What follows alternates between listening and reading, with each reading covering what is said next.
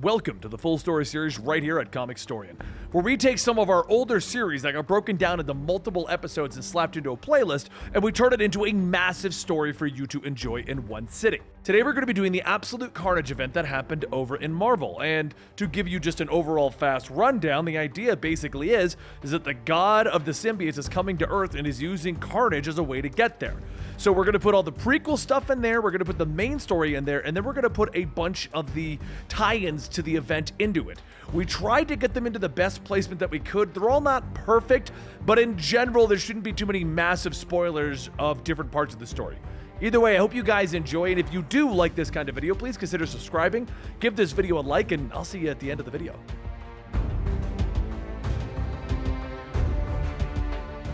On Wednesday night at the Ravencroft Institute for the Criminally Insane, a boy was born. Cletus Kasady. It's also the same night that Cletus Kasady died for the first time. He was born with the umbilical cord wrapped around his neck, choking him to death. However, he was reborn, and no one to this day knows why. Cletus himself clings to remember that moment.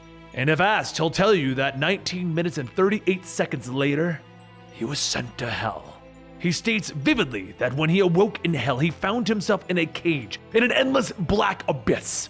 This was his initial trauma, that feeling of being caged, that formed the foundations of Cletus's particular devotion. In his mind, he's never mutilated his victim, he's merely set them free. The second rebirth, well, it happened inside the walls of a prison. That night, the darkness came alive, shattering the walls of his cell. The abyss set him free. And it was in that moment, whether he knew it or not, that he became an agent of the void. That day he learned the truth, that there was no right or wrong, no black or white. The universe was red and black. Truth is chaos and God is carnage. As the Acolyte told the stories to her brothers and sisters, she tells them that now there is a new grand darkness before them. Many have worn their God's living darkness, stumbled into it upon it, but the darkness chose Cletus. Kasady was born on this earth to shatter the walls of their cages. He has died and been reborn for them and for him. Kasady is the one. He will rise. Our God will be free. The Acolyte holds a torch to the carvings on the walls, showing the downfall of their Lord of Darkness, Null. Struck down by the light and came back in pieces, I have shared with you. She moves to the next carving, showing a picture of the symbiote god Null, and yells that they do these things in his name, in servitude of the Great Dark, so that they may join the Black King Null in the final fight, forever and together in the void, forever and together.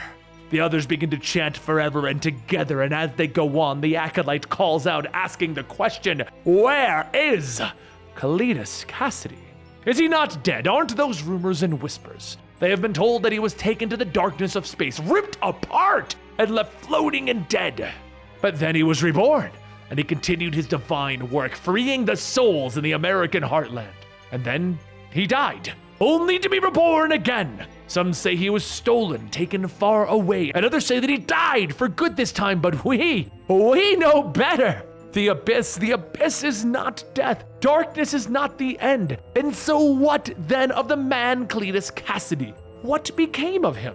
How did he return from the brink? The answer is, of course, no great mystery. He burned. After we discovered his body, we performed extensive research to determine how this man could have survived re-entry into the atmosphere, but we already knew the answer. Cletus and his symbiote have a very unique bond, a perfect one.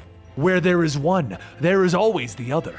As he fell, this gentle creature breached his flesh to face the flame one final time to bring our Carnage home. It was agony for the symbiote, even after the Darkhold curse gave it its immunity to fire and sound. It must have known that it was giving its life for his. Born and reborn from the tendrils of the abyss, it was without a doubt Cletus Kasady's most beautiful rebirth yet. However, minutes after he fell to Earth, he died. Locals found his body and turned him into the authorities. He was identified by his dental records, and his name set off hundreds of red flags across every agency. But we watched those lists. There was quite a battle to recover Cletus's body. Many of them died, but fewer of our brothers and sisters died.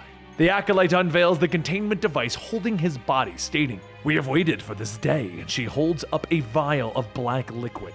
She goes on stating that their men led an assault to recover the stolen remnant of Null's symbiote. This was it, the maker, the man who stole the sample. He called it a codex. We thought that when a symbiote leaves its host, its influence, its connection is lost. But apparently that is not the case. Every symbiote leaves behind a genetic imprint of itself wrapped around the DNA helix of its host. It was theorized by the maker that this codex could be used to communicate information about the host to the collective symbiote hive. Do you even realize what this means? This tiny piece of Null's dragon. We can talk to a god. Every symbiote leaves a trace of itself on its host, and if that's the case, then this sample must contain the psychic remnants of Null's connection, giving us his voice. All we need is an amplifier. The Acolyte injects the codex into Cletus' life support, and as the black liquid takes over, there's a loud bang. Cletus begins to beat on the device from inside, shouting no, but outside the Acolyte shouts yes! Shatter your cage and be reborn, Cletus. The Covenant begins chanting again as Cletus begins to break free, and then Cletus, wearing the primordial symbiote, begins to laugh maniacally.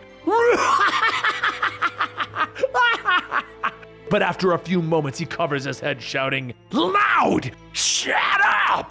One of the brothers asks what's happening, and the Acolyte says that it's him. He's talking to him. Cletus is connected to Null, a Dark Lord of the Abyss, and the mind of Cletus are fighting for dominance inside of the same body. Can you imagine the violence inside? Cletus falls to the ground in pain, and the Acolyte tells him that she knows it hurts. She knows he's incomplete, but she can help him. The symbiotes leave a piece of themselves behind in every host that they bond with, and she has one as well. She can feel it swirling around inside of her. It is their god's dark carnage made flesh. She is merely his scorn. She offers him her codex to make him whole. The surgery is difficult, but with the Maker's research, they believe that they can. But before she can finish, Cletus reaches out, grabbing her, and there's a blood-curdling strip, followed by an ear-piercing scream. He licks the blood off of the Acolyte's bones, laughing. He grabs his face, stating, "Your loonies are right. I do feel better after a snack. I'm not sure what the hell that Null was on about, but Daddy needs some more." Cletus begins to grab another Acolyte, shedding the black of the primordial suit and turning it red, like Carnage. He tells the Acolyte, "I want to talk to God again. How do I go about that?" The Acolyte explains that there are codexes, and they think that if he absorbs all of the pieces of the symbiotes left behind in their hosts, he can rejoin the hive and awaken Null. They can set him free. Cletus says, "Goody! Where are they?" The Acolyte says that they are attached to the DNA of anyone who has ever worn a symbiote. They're everywhere. So Cletus squeezes, and there's a splorch. And he laughs, "Ha! Well, I'll be damned! I suppose I better get to work." As Cletus turns to the wall of monitors, there are pictures of everyone who has ever bonded with a symbiote across the entire world.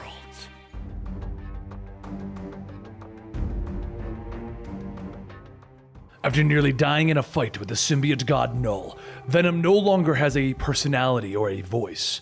And without even a mind of its own, Venom subconsciously has been trying to protect Eddie and bring him back to his childhood home in San Francisco. As Eddie tries to make sense of all of this, Venom is now reduced to nothing more than a hulking dog trying to keep his host safe. Night begins to set in over the old shoddy motel as the vacancy light flickers on. Inside of the office, voices can be heard stating, "Edward Brock," as a pair of mindless men reach for the keys to Eddie's room. These men's eyes are red like when Null took over someone, but this infection is different.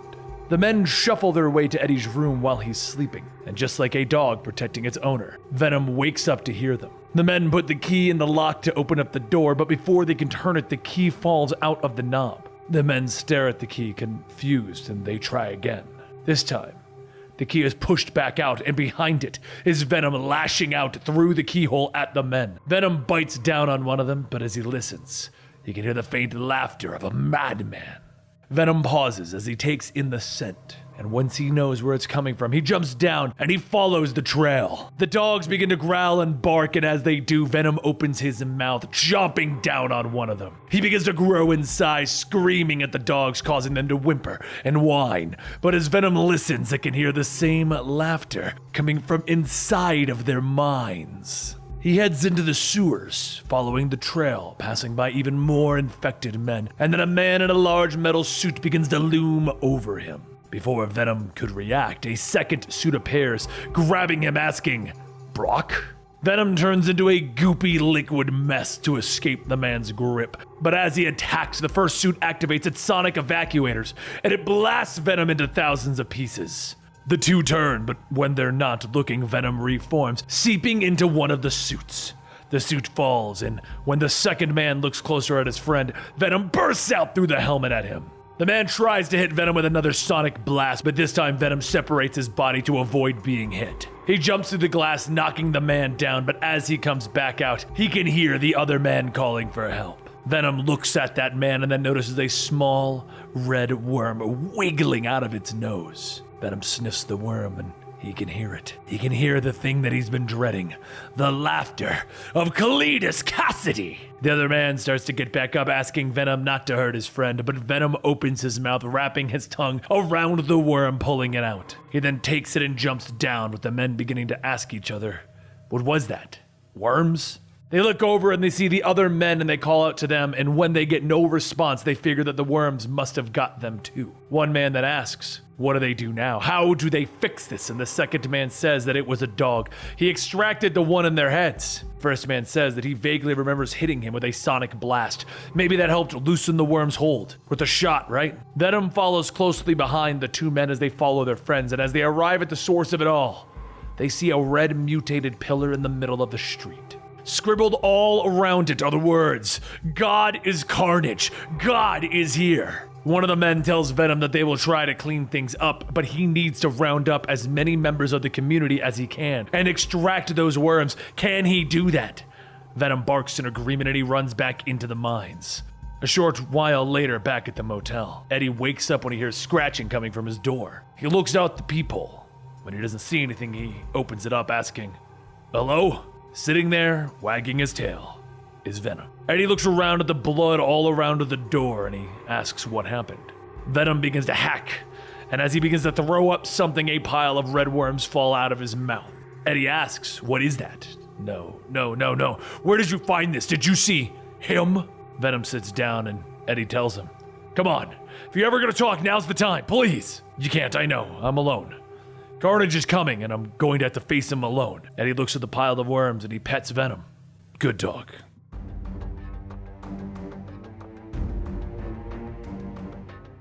The snarling Venom chews, and Andy Benton can hear one thing. "Taste so good." Andy screams, kicking, while Venom bites down on her leg, and she begins to run. Venom shouts, asking, "Where are you going? It's not like you can slip away. You can't get away from us. We're a part of you." Andy can feel the constricting black ooze creeping into her eyes and mouth, and all she can hear is Venom laughing, yelling that she will never be free. She screams once more, but then she opens up her eyes, finding herself in bed in Philadelphia. It was all a nightmare, but it was the fourth one this week. She gets up, getting dressed, and he sees her Aunt Sarah making breakfast. Sarah asks how did she sleep, and not wanting to worry her aunt, Andy says that she slept like a baby. For Andy, her life has changed since she met the assistant coach, Flash Thompson. Flash Thompson had a secret, which they all do. But Flash's secret was just bigger than most.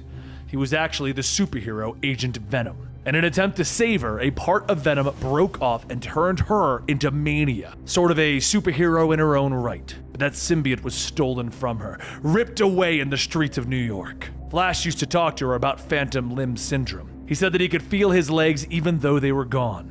And without her symbiote, she can finally understand just how that felt. It took some getting used to, but slowly she was able to adjust, to make new friends. But that only helps the phantom pain. And it makes her think that if she keeps working at it, she might leave all the nightmares behind her. Except, the nightmares only come back. They're stronger and they hit harder than before. They show up while she's awake, and it's the same as always. The symbiote brings nothing but death and destruction to all of those around her. When it's all over, she snaps back to reality and she sees that it was all a waking nightmare once again. Her friends smile. They laugh it off that she had an episode. But there's a falseness in their smiles, a discomfort in their laughter. None of them ask, but they're all wondering the same thing. What's wrong with Andy? What's more, she begins to feel like someone is always there, watching, waiting. But now, the nightmares are happening more frequently. First the coffee shop, then where she works at the record store, and it's the same thing over and over again. Death and destruction at the hands of a symbiote. Maybe talking to someone will help. She realizes, yeah, maybe talking to Aunt Sarah will help her feel better, help her get this off her chest. But when she returns home, she finds Aunt Sarah sitting in the living room, and there's a slight eeriness to her. Andy asks her what's wrong, and Aunt Sarah says, "Nothing is wrong. Everything is fine. Just fine." But something's wrong. Her voice seems different. Not right. Just then, red tendrils seep out of Aunt Sarah's head and they begin to rip her in half. Andy steps back, telling herself that it can't be real, but then a familiar voice tells her, "Oh, it's real, girlie! This ain't no dream! Come here so I can pinch ya!" Carnage claws his way out of the husk that was Aunt Sarah and lashes at Andy. She screams to herself that this can't be real, and then a tendril whips out, slashing her up. And she realizes this is real. She runs out the front door and Carnage begins to ask, "Where are you going? We're not done playing yet. Not by a long shot, girlie." She holds out her arms as she hurries down the sidewalk and she bumps into an old man walking his dog. The old man says that he's sorry, he didn't mean to run into her. Oh God, her arm! She should go to the hospital. But before he could finish, there's a loud swoosh as red tendrils cut through the old man's head. Andy continues to sprint, heading to the nearby park, but just when she stops to catch her breath, Carnage slinks around the corner, yelling, "Gotcha!" She closes her eyes and quietly says, "Rise, monsters of evil!" Using the hell mark that was placed on her during her time as Mania, Andy calls forth the monsters of hell to aid her in her fight with Carnage. Carnage jumps down stating, "Damn girl, you're freaky!" Andy tells him that he doesn't know the half of it. She's marked, cursed by the devil. One of the larger monsters begins to breathe fire upon Carnage and he starts to scream. And then one of the other smaller ones pins him down with him shouting, "No, no more! You're killing me!" But just then Carnage turns one of his arms into a giant spike, stabbing into one of the creatures, and he yells, "Psych!" Andy steps back asking how. Those flames, the hellfire, they should have turned him into ash. He laughs as he walks through the fire, telling her, "That was a nice try, but fire doesn't bother me that much anymore. You ain't the only one who's cursed, girlie." As he begins to walk forward, he hears a loud thumping noise, and he looks back to see a hellfire bull ramming into him, launching him across the park. All of the monsters begin to quickly surround him, but just when they get close enough, Carnage releases a dozen tendrils, whipping and ripping through everything. He screams that he will make it rain blood and gore. "You can't stand in the way of the gospel! I am the apostle of Null! Your blood will be an offering to me!" Andy focuses her power, telling him that if that's the case, come and get it! But she damn sure isn't gonna make it easy. As her power is released, she is covered in hellfire armor, charging and smacking Carnage with a mace. She lifts her arm again to strike, but before she can swing, the tendrils come out, wrapping around her, and they begin to squeeze her tight. As her wrist snaps, Carnage tells her, "Your turn to holler a bit. Those traces of symbiote DNA that are flowing through you, I'm gonna need them. Gotta fulfill a promise to Null." She shouts that whatever he's doing, whatever insanity has got him all riled up, it brought him to her, and she is going to send him to hell. Carnage asks, "Haven't you been listening? Do you think the devil scares me? I'm the one who gives the devils nightmares." He rushes forward, grabbing Andy, telling her, "Soon enough I won't just be good old Carnage, I'll be a god." He turns his arm back into a spike, slamming it into her stomach, stabbing her through her back and out her front. Then one of the hell minions quickly smacks him away, and in that short window of opportunity, Andy is teleported away. She asks what happened. Somehow she was taken away? Demonic self-preservation? At least she'll live to fight another day. As she descends back upon Earth, she lands in New York, but why here? Well, Venom's here, the other Venom, Eddie Brock. She's got to find him and warn him about Carnage. Warn him that Carnage is coming for people connected to symbiotes. But back in that park in Philadelphia, Carnage finishes off killing the last of the Hell minions, and he states that the little snot thinks that she can run and hide. "Don't you know that I can find you wherever you go? Don't you know that you're just leading me where I was planning on going anywhere?" and as everything around him burns, Carnage walks away, whistling to himself.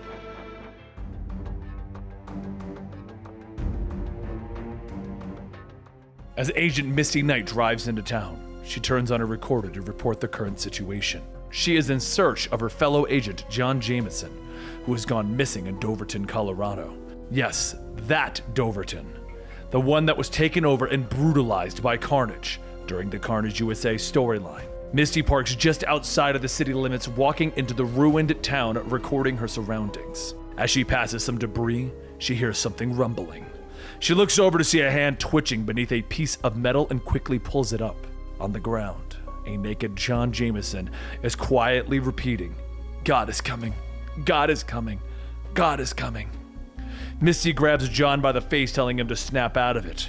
But after a few good shakes, John asks, where is he? Who is he? And why is he naked? She covers him with her coat, stating that she can't really help him with the naked part, but she can fill him in on the rest. His name is John Jameson, son of J. Joma. Get me the pictures of that wall-crawling menace, Jameson. He was sent into space where he found an object known as the Godstone that allows him to change into the Man-Wolf. After coming back home, he became the head of security at the Ravencroft Institute for the Criminally Insane, where he first met Carnage. That is why his superiors sent him here, because of his experience with dealing with that nutball. John looks around and asks, "Superiors? Who do we work for?" Misty asks if any of this is ringing a bell, and John tells her, "Look, lady, I don't even know where I am or how I got here." Misty explains that he is in Doverton. A few months ago, Cletus Kasady planted his flag here and essentially conquered the town, infecting the residents with his symbiote. It took a lot of people, and some heroes got infected, but Spider-Man managed to escape and lead a resistance that brought down Carnage. Any of that ringing a bell? John says actually, he can remember a little bit. It all started 2 days ago. He met with Sheriff Eric Morrill. Well, ex-sheriff. Eric brought him to the cemetery where the bodies have been dug up out of their graves. Eric noted that all of the dug up had something in common. They were all people under Carnage's influence. What's more, each one of them had their spines ripped out. Back in the present, John leaves money on the counter and Misty says that she's pretty sure he doesn't have to do that. He grabs a pair of shorts and shirt from the hanger, stating that it's a force of habit and he will pay her back. As John gets dressed, Misty tells him, "Okay, now that you're not naked anymore, what happened next?" John thinks for a moment and then says that Eric had a hunch on something, and when they went to the zoo, they found the same thing. The animals that were infected by Carnage had had their spines removed. John then recalls back, stating that even back then, the town was empty. The only people here were at the Church of the New Darkness, which seemed to appear overnight. When asking to go in, the letting people denied him, stating that only members of the congregation were allowed in. So the next step was to get answers from the church's spokesperson, Miss Deal. Their building even had a strange whirl plastered everywhere. Deal said the same thing the man at the front door said. Only members were allowed. But there was something else bugging him. What did the symbol mean? When asked, Deal smiled, stating that it is null. He is God, and God is coming. With that going nowhere, Eric allowed him to stay the night so that they could continue in the next day. Except he couldn't sleep. Call it a premonition. Something real bad was about to go down. He looked around the house as if he already knew before he even searched. Eric was gone, and there was only one place that he could be. So, he rushed down to the church since it was the only building with lights and he could hear something. Forever together. Forever together. He knew Eric's life was in danger, so he kicked in the door. Now, in his time as Man-Wolf, he's seen a lot. He's seen heroes, monsters, even gods, but nothing, and he means nothing, could have prepared him for the horrors that were before him. It all became clear that every man, woman, and child in Doverton was in Carnage's sinister grasp once again. Everyone gathered around Eric as they were getting ready to sacrifice him. She shouted, "For the love of God, save him." A hooded woman then says that the only God that would save him now is null. The woman pulls her hood down and shows herself to be the spokesperson, Deal. She ruffles her hair and wipes off the makeup, stating that she should probably reveal who she really is. Once the makeup comes off, Shriek screams at John, and the next hooded person begins to pour red ooze all over Eric. He begs them not to do it, but as more ooze covers him, he says, "Do it, do it!" The chanting from the congregation begins, and John begins to transform into Man-Wolf. But the newly infected Eric lashes out, grabbing John. The congregation begins to shout that God is coming, God is coming, God is coming. Back in the current time, Misty pulls off the last board on that Church of the New Darkness, asking if he's going to be okay seeing this. John Jameson tells her it's okay. They just need to get it over with because he's pretty sure he already knows what they're going to find. Inside, sitting in the church pews, are members of the congregation, all with their spines taken out. But they all have a creepy smile on their face, as if they were happy to have their spines ripped out. John then remembers Eric too was like that. He prayed, stating that he would be willing to step into the light to be bathed in the everlasting darkness. And then a six-armed man with fangs wearing a Spider-Man costume digs his claws into Eric's back and pulls his spine out. Shriek says on behalf of her and her dearest doppelganger, "Please accept this humble gift, Lord Carnage." And Carnage pulls back his robe, taking the spine, stating, "Don't mind if I do! After all, God commands it." Back in the current time, John and Misty get ready to leave Doverton, but John hears something else. Carnage's voice stating, "Whether the flesh bags have accepted it or not, what they have failed to realize is, God is already here."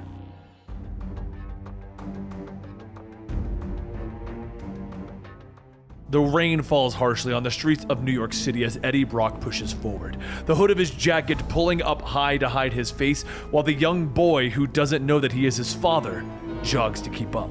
"And then we all die.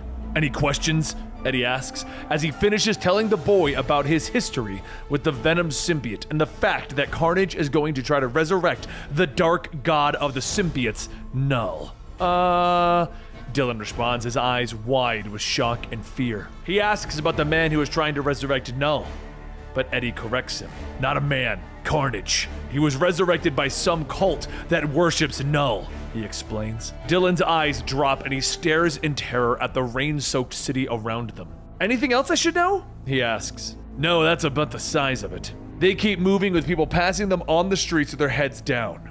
It's New York, where no one sees anyone. Eddie needs to get Dylan somewhere safe, somewhere to hold up while he figures out a plan. Carnage is hunting him down. He has to assume that Carnage could be at any turn, so they have to keep a low profile. He stops short, looking into the bright lights of the Times Square billboards, his image suddenly flashing across them as a news bulletin paints him as a wanted man and extremely dangerous. Eddie, what is this? What did you do? Dylan asks, but Eddie drops his head lower, trying to hide deeper in his hood. They need to move. He grabs the boy's hand and they begin to move quicker throughout the city streets, with him glancing back and seeing no one. But he knows that someone is there. He knows someone is following them. They pick up speed, dashing through the subway, the shadows starting to run, calling for them to stop. New Yorkers are shoved aside as Eddie snarls for them to move, pushing past, with Dylan practically stumbling down the flight of stairs as he tries to keep up with Eddie, the man that he thinks is his brother, but is actually his father. We're getting on the train, Eddie explains quickly. He's right behind us. The station tunnel is filled with lights as the subway car gets closer and closer. Eddie is so intent on their escape that he doesn't notice the man behind him look up from his paper, his red hair peeking above the print. Kasady smiles as he shoves Eddie and his son onto the tracks, the lights of the car bearing down on him. Eddie grabs his son, trying to shield him as their end draws near, but the shadowy man that followed them arrives on the tracks, screaming for everyone to get out of his way. His body then begins to shift and morph, becoming almost liquid as it slithers out of his clothes. Eddie! It screams, I'm here! Eddie's eyes go black as the symbiote bonds to them quickly. You! But he is wrong. Yes! The symbiote rears up behind them, stopping the train with its immense strength. Eddie, are you okay? Dylan asks, glancing over his shoulder, and then he's startled to see Venom standing behind him. We're fine, he tells him. Eddie stands there trying to wrap his head around the fact that he is once again bonded with the Venom symbiote, and Venom can talk again as well, which is quickly explained away by the dark magic of the War of the Realms event. If you want to know how Eddie and Venom became separated to begin with, check out our playlist down below. Can feel you resisting us, Eddie. Not bonding fully. I'm sorry. I can't do this again. I'm not strong enough. But Venom apologizes. They must be together. He is coming. The police are suddenly on the platform above them, aiming their pistols at the trio, with one yelling for Eddie to put his hands up and step away from the boy. Despite the symbiote telling him that they don't have time for this, Eddie drops the mask. "Dylan, I need you to go with these men, you'll be safe," he tells the boy over his shoulder.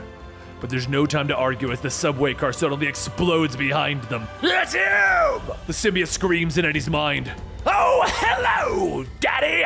Carnage laughs as he slides free of the car, the fire burning around his thin, otherworldly, inhuman body. "We should catch up!" He smiles, the cops spinning, not knowing who to aim their weapons at. Eddie begins to back up, trying to shield Dylan from the villain. "Officers, I need you to get out of here and take the kid with you. Run like hell!" Eddie tries to tell them, and his mouth elongates, showing rows of sharp teeth and a long tongue that licks out. "We'll take it from here," he growls. Venom launches himself forward, attacking Carnage, his fist connecting with the monster's face, but it doesn't seem to faze him. Venom tries to warn him, tries to tell him that Carnage is now wearing the symbiote dragon, Grendel. Carnage lashes out, the blow nearly separating Venom from the symbiote. "You know, Brock, I always thought you looked better in red." Carnage laughs as he begins to rain blows on Eddie's exposed head. The bones crack as the symbiote whispers into Eddie's mind. They can heal this, but they need to run. But Eddie, he refuses, trying to crawl away. This is his problem, and he'll end it right now. Carnage grabs him again, his jaw inches from Eddie's face. He threatens Dylan, stating that he'll peel back the skin from his body. Eddie screams, reaching out, grabbing the third rail of the subway. Electricity courses through his body and into Carnage. The monster screams, the symbiote flailing around as the psychopath falls. The symbiote pulls free of Eddie, its body melding into a face that stares with concern for its host. He probes him, trying to wake him up. Dylan jumps down, trying to lift Eddie up, questioning whether he's all right. "I'm alive. Don't know how, but we gotta go," he tells them, so the two of them turn, leaving Carnage on the ground. The symbiote reforming as the body gently laughs beneath it. The rain falls down around them as the two of them make their way back into the streets, with Dylan turning, realizing that Eddie is sagging slightly, and he hasn't said a word since they left. "Eddie is asleep, but he'll be okay," Venom tells the boy, the strange voice coming from Eddie's lips startling Dylan. "We've placed him into a coma while we repair his body," Venom tells him. The two of them then arrive at their destination, with Eddie suddenly coming back, looking around surprised. Dylan asks where are they, and Eddie finally realizes where the symbiote took them. They go inside of the apartment building, and Eddie quickly knocks on apartment 616. The man who answers the door takes one look at the rain and blood-soaked pair before shouting over his shoulder, "Parker, it's for you!" Later, Spider-Man leans forward in the diner booth after Eddie explains everything to him. "I hate symbiote stuff so much," he groans as he rubs his head. "Just so much." "It ain't great over here either," Eddie growls as he leans back in his booth, his hood pulled deep over his sunglasses that cover his eyes. He thanks Spider-Man for meeting them, and he asks if he can even help. "When did you start fighting gods?" Spidey asks. "You come to me with Carnage and gods, and Carnage has godlike powers," he jokes, asking whatever happened to the good old-fashioned evil businessman. Eddie just growls, starting to get up, stating that he knew that this was a mistake. Both Spider-Man and the symbiote tell him to sit back down. Spidey tries to ease the situation, asking if Eddie wants coffee or anything to eat. "My other provides me with everything I need. I don't get hungry." "Why is everything horrible with you?" Spidey asks him. He tries Dylan, asking him the same question, but the young boy just glares at him, trying to tell him not to talk to him, and calls him a menace. Spidey just leans back, exasperated. "This is great. You guys are great." Eddie smiles, placing his hand on the boy's shoulder. "He's a good kid." After Dylan goes and sits at the counter, the two of them get into it, Spider-Man questioning whether Dylan knows that Eddie is even his father because, "I'm hearing a lot of Eddie and not a lot of Dad," he whispers. Eddie explains that he hasn't told him yet, that if he tells him, then it all becomes real, and the kid is stuck with me. Conversation is then cut short as Eddie glances at the news report that just popped up on the TV. The reporter tells of a mass grave that has been found in New Jersey, with many of the victims having been dead for years. Several images of the victims' identities pop up on the screen, and anger flashes through Eddie. Spider-Man pulls away, trying to figure out what has gotten Eddie so mad. "You don't see it? General Ross, Fortunato, the Life Foundation?" he practically shouts. The grave is full of people who have worn symbiotes and died. "It's a message to me from Kasady." He frowns. Even if they're dead, they're a target. even Annie, his ex-wife. Dylan looks up wanting to know who that is when suddenly the door to the diner bursts inward and two men in ski masks holding guns shout for everyone to stay down. One of them shrinks back against a wall when they see who's standing before them though. Flip a coin? Spidey asks. Nah, you got it, Eddie says with a shake in his hand before turning back to Dylan. Come on, you can finish Spider-Man's fries. As Spider-Man flips in, disarming the robbers, tying them up, Eddie finishes explaining that Carnage is after everyone who has ever worn a symbiote. The last robber falls and Spider-Man leans over their webbed bodies. When the police come, tell them I said something funny. I have a reputation to uphold. It's decided that they need someone who can build a machine to extract the remaining symbiote cells from someone's body. Eddie sighs. He knows someone. Later, Eddie and Dylan swing over to one of Rex Strickland's former safe houses. Walking through the door, the group sees a stretched out man with a strange helmet leaning over a piece of machinery. Hello, Eddie. I received your call. Maker calls from his work. So Kasady is finally making his move. Eddie looks up at the vast machine sitting in the warehouse, questioning what it does. The Maker turns, stretching so that he sits in front of Brock. You require a machine that can extract the codexes from their respective hosts without killing them. I built it 35 days ago, he tells him. He works for some people who have an interest in seeing the symbiote made whole again. Maker, real soon you and I are going to have an intense conversation about what you're planning. And the Maker smiles. If you say so. Spider-Man then suddenly arrives with a child in tow. Oh look, a Spider-Man, Maker sighs. Eddie quickly introduces the two with Spider-Man offering his hand. My name is Reed Richards, the Maker explains, ignoring Spider-Man's hand. What? Like, really? Wait, what? How? Really?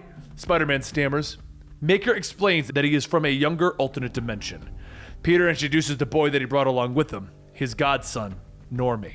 Eddie tries to comfort the boy, explaining that they are simply going to remove the piece of the symbiote that he was infected with. Maker steps forward, a needle in his hand. But before he can put Normie into the machine, he needs a sample.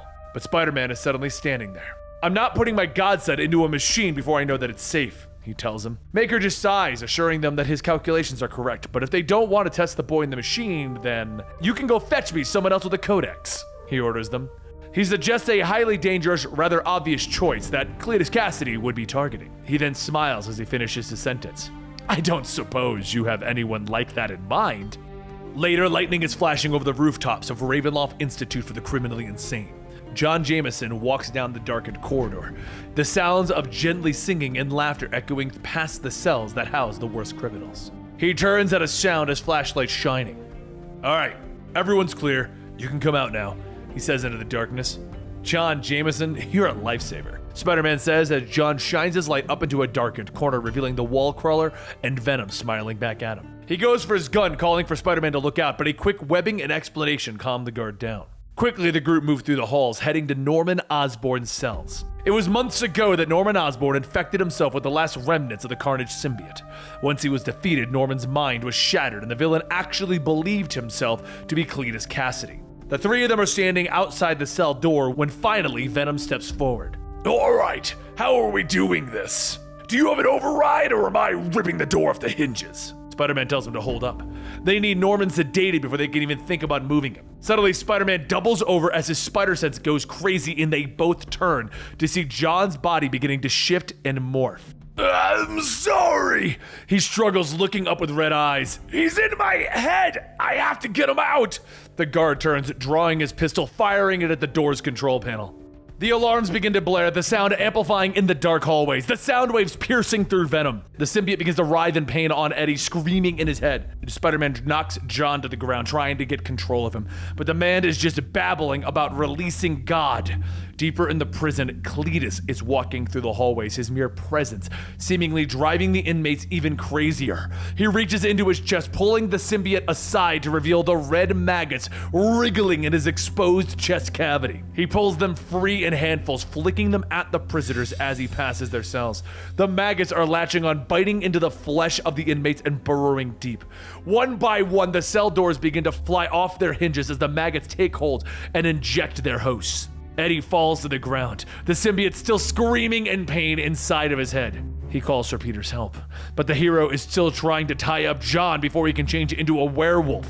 Fine, I'll do it myself, Eddie growls, reaching for John's fallen gun, and Eddie and Venom scream in unison as he fires the gun, destroying the speakers that surround them. The sound lessens and the symbiote calms, forming once more around Eddie. But Venom doubles again and Peter is at his side. My other, he's screaming inside of my brain, Eddie explains. It consents them. Strange noises start coming from down the hallway and the two look up, and at first it sounds like a plague, like a swarm of beetles clacking against the concrete, and then they realize it's not bugs, it's teeth. Carnage laughs as he and the infected come at the heroes, their jaws opening and closing with the clicks of their teeth. That's when Spider-Man realizes, we gotta save Norman. Venom pumps himself up as the infected get closer and he prepares for a fight. All right, Webhead, you ready? Where's Cesare when we need him? Spider-Man sighs, and suddenly the wave is on them, the jaws snapping, the fists cracking against bone and flesh. Venom is alive now, making Eddie feel stronger than he has in months. They begin to overwhelm them, his arm morphing into a blade, ready to pierce the throat of the closest infected to him. Hey! Spider-Man yells, tossing aside his own infected. These are innocent people! They're murderous psychopaths that were indicted by a jury of their peers! Venom snarls. You know what I mean! No killing! Spidey orders them.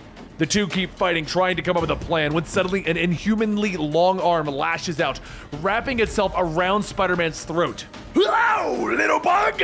Carnage laughs as he pulls the hero from the crowd, tossing the wall crawler across the hall, slamming him hard enough into Norman's cell door to knock it off its hinges. Well, Norman smiles as he leans forward, a blade hidden behind his back. Isn't this a treat? Venom flies into the room, kicking Norman in the face and launching him back. We're trying to save you, dummy! He snarls, quickly grabbing the fallen door and slamming it back into place, holding it there with his body. I'll hold the door, you get us out of here! He snarls, but when Spider-Man questions him, don't be clever, be strong! The infected keep pounding against the door as Spider-Man crosses the room. This is gonna hurt, he sighs as he webs up his hand and begins to punch the 3-foot-thick concrete walls. Venom cheers him on as every blow is against that wall, and Spider-Man's web and costume begin to shred. Blood begins to drip, and the infected keep pounding on the door. Enough! Carnage snarls as he kicks in the door, sending Venom and Spider-Man against the far wall. His symbiote slithers in, taking the unconscious body of Norman Osborn in its embrace. The symbiote then begins to slither inside of Norman, turning his eyes red, and he smiles up at Spider-Man. I'm not here to kill. I'm here to make friends, Cletus tells them as Norman Carnage turns looking at them.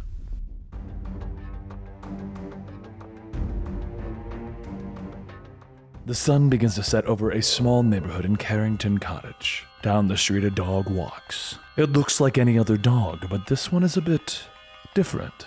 It's a bit dirty. As it stops, it hears the cries of a young girl named Sadie. So it walks over, and Sadie asks, where did it come from? The dog just stares, and Sadie asks, what's the matter? Cat's got your tongue? So it licks her face, and she tells him, okay. Easy now. She's never seen him before, and without a collar, there's no telling who he belongs to. She begins to scratch the dog's fur when suddenly a voice from inside the house shouts, Sadie, get back inside and pack. Sadie sighs, telling the dog that she's sorry, but she's gotta go.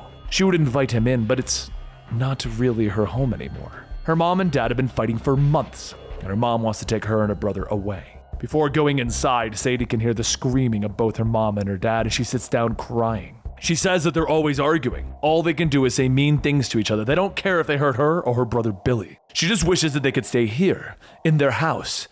Stay a family? Maybe she can sneak him in and get him something to eat, just until they find out where he belongs. Sadie gets up and quietly opens the door, leading the dog in, sneaking past her parents without them noticing the dog. Except the dog sits to listen to the argument. She hurries upstairs to the attic and knocking on the door. As she opens it, Billy tells her she forgot the password. She says, Zemnu, happy? Now hurry and come downstairs, I've got a surprise for you.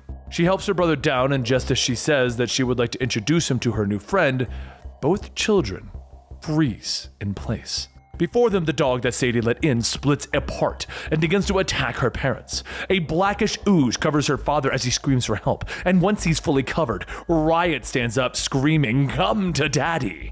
Sadie's mother tries to get away from the purple ooze, telling Sadie to get away. However, as she finishes, the purple ooze jumps on top of her. She screams as she's covered, and then a purple hand reaches out, and Agony crawls over.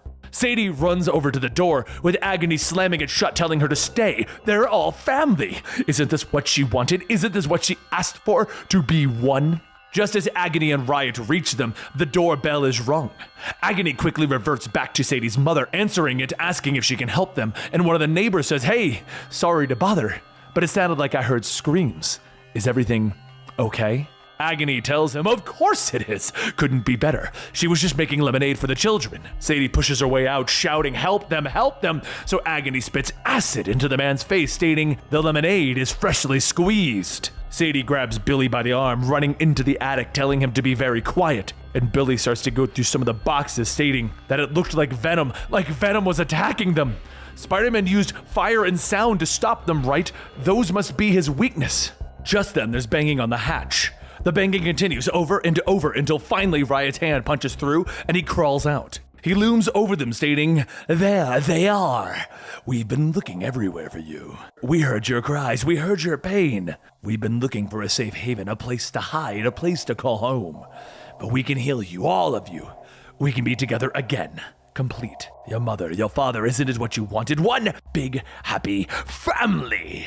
Out from behind, Lasher looms over and Sadie throws herself into a wall, giving her and Billy an escape route. As the two run as fast as they can, Riot reaches out, grabbing Billy by the leg. He shouts for Sadie and she quickly turns back, grabbing Billy by the hand and pulls. Once the two of them make it to the bathroom, Sadie sits Billy in the tub, telling him it's going to be okay. Mommy and Daddy are going to be okay. But through the faucet, the orange ooze leaks out, covering Billy. Before Sadie has a chance to save him, the ooze completely covers him and Phage walks out. Soon, all of the symbiotes are now surrounding Sadie, and in a panic, she grabs a lighter and air freshener sitting on the toilet. Phage asks what's wrong. They can be a family again. Come, take my hand. But Sadie shouts that they are not her family.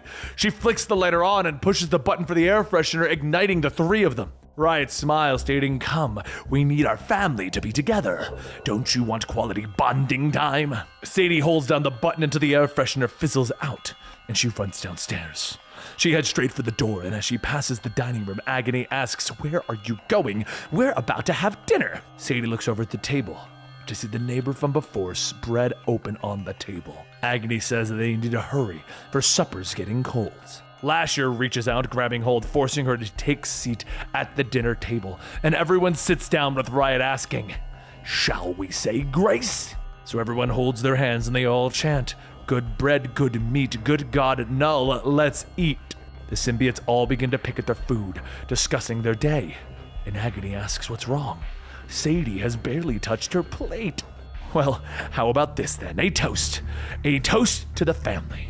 To Sadie for making all of this possible. Agony holds up a glass, and each of the symbiotes all drip some of their ooze into it and hand it to Lasher. Lasher tries to force Sadie to drink it, but she slams it on the table and uses the broken glass to free herself from Lasher's grasp. She runs outside, but before she can get far, Lasher grabs her and slowly drags her back in. The next day, Sadie's parents begin packing, telling Sadie and Billy to hurry up. It's time to hit the road. As they begin to drive, Sadie's father asks if they're ready to take a big bite out of the Big Apple. Billy bounces in his seat, stating, we are. And Sadie's mother says that if anyone gets hungry, she packed a snack in the cooler. All they have to do is ask. So Billy says we should play a game of I Spy. And as Lasher wraps itself around Sadie, she smiles, stating, with my little eye, I spy something red.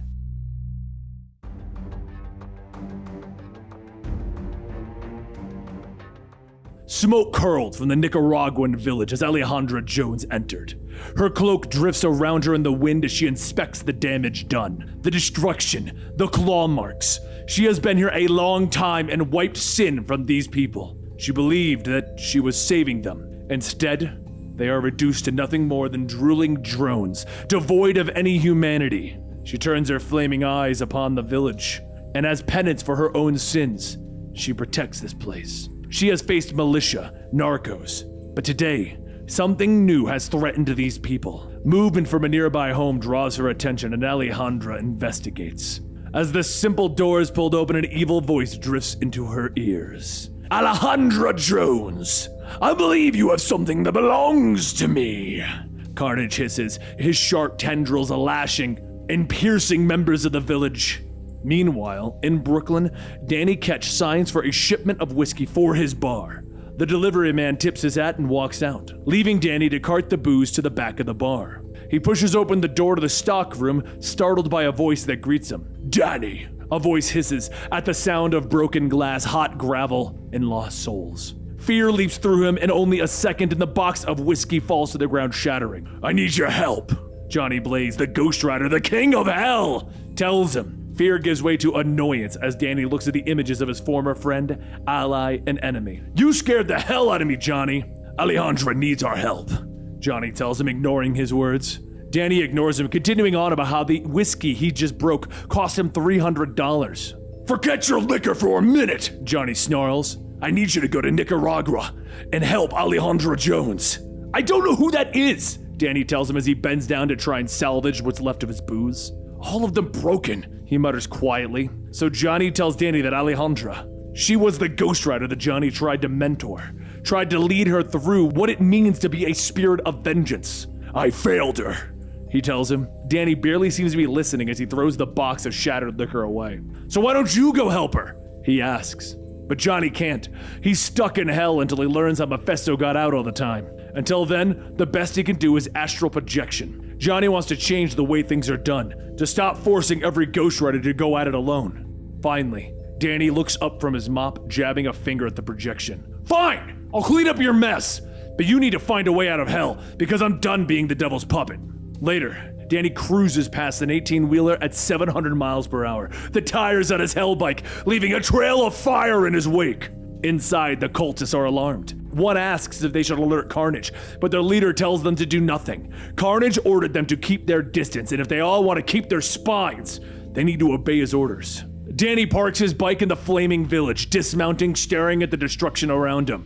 "Hello? Anyone?" he calls, heading to the cantina before him, pushing open the bat-wing doors, stepping into the dimly lit building. He's greeted by a man, pointing a double-barrel shotgun at his face, ordering him to stop or he'll shoot. So Danny throws up his hands, his eyes straying over to the women and children hiding in the back. "No need for a gun. I'm just looking for my friend and maybe a drink." The man doesn't lower his weapon, telling Danny that he is a stranger and doesn't belong here. "I don't necessarily agree." The man asks if Danny came with the monster of blood and oil to fight their guardian ghost. "Is she a lady?" Danny asks, his hands still up. "Looks like she's been to hell and back. Eyes on fire. That her?" Danny asks them where he can find her. He believes that she may need some help. The children look scared, pointing out the window. They were fighting in the hills, but now they're back. Carnage swirls his tendril blades, trying to cut the spirit of vengeance. "Come on, girl! Just let me suck the marrow from your bones! Is that too much to ask?" He cackles, but Alejandra is moving too fast, her flaming sword holding the monster at bay. "I will not lie down for you, dog!" she hisses back. Danny watches to the window, his mouth set in a grim line as his face twitches, and the flesh melts away. "You might want to get somewhere safe," he tells him, his voice the sound of the grave. He turns back to the man, to the rider completely revealed now. "The spirit of vengeance does not hide." Outside, Alejandro stands ready against Carnage. He lashes out, his tendrils trying to stab her before it's sliced from the sky. Danny screeches to a halt next to him, twirling his hell chain over his head. "You must be Alejandra," he tells her. She looks confused. "Johnny Blaze?" she asks, but Danny shakes his head. "Not Johnny. I'll explain later." The chain snaps out, wrapping around Carnage's throat, pulling him to the ground. Quickly, Danny crosses the ground, pulling the chain tighter as he goes. "Thought you were dead," he hisses at the madman, but Carnage lashes out, sharpened thorns from his symbiote flying across the distance, stabbing into Danny's skull. The spirit of vengeance shrugs the attack off, calling for Alejandra to get ready with her plan if she has one. Alejandra rushes forward, ready to deal the killing blow with her sword, but Carnage breaks free of Danny's grasp, his arm morphing into a blade, and he pierces her chest. "No!" Danny screams as Carnage devours the woman's spine, and he watches the flames in her eyes finally die out. As Carnage devours Alejandra's codex, his eyes suddenly alight with flames, and his skull bursts into hellfire. "Oh yeah! Papa likes this!" He cackles. Danny rides forward, his hell chain lashing out again, but Carnage avoids it, his own arm morphing into a form of hell chain that pulls Danny from his bike.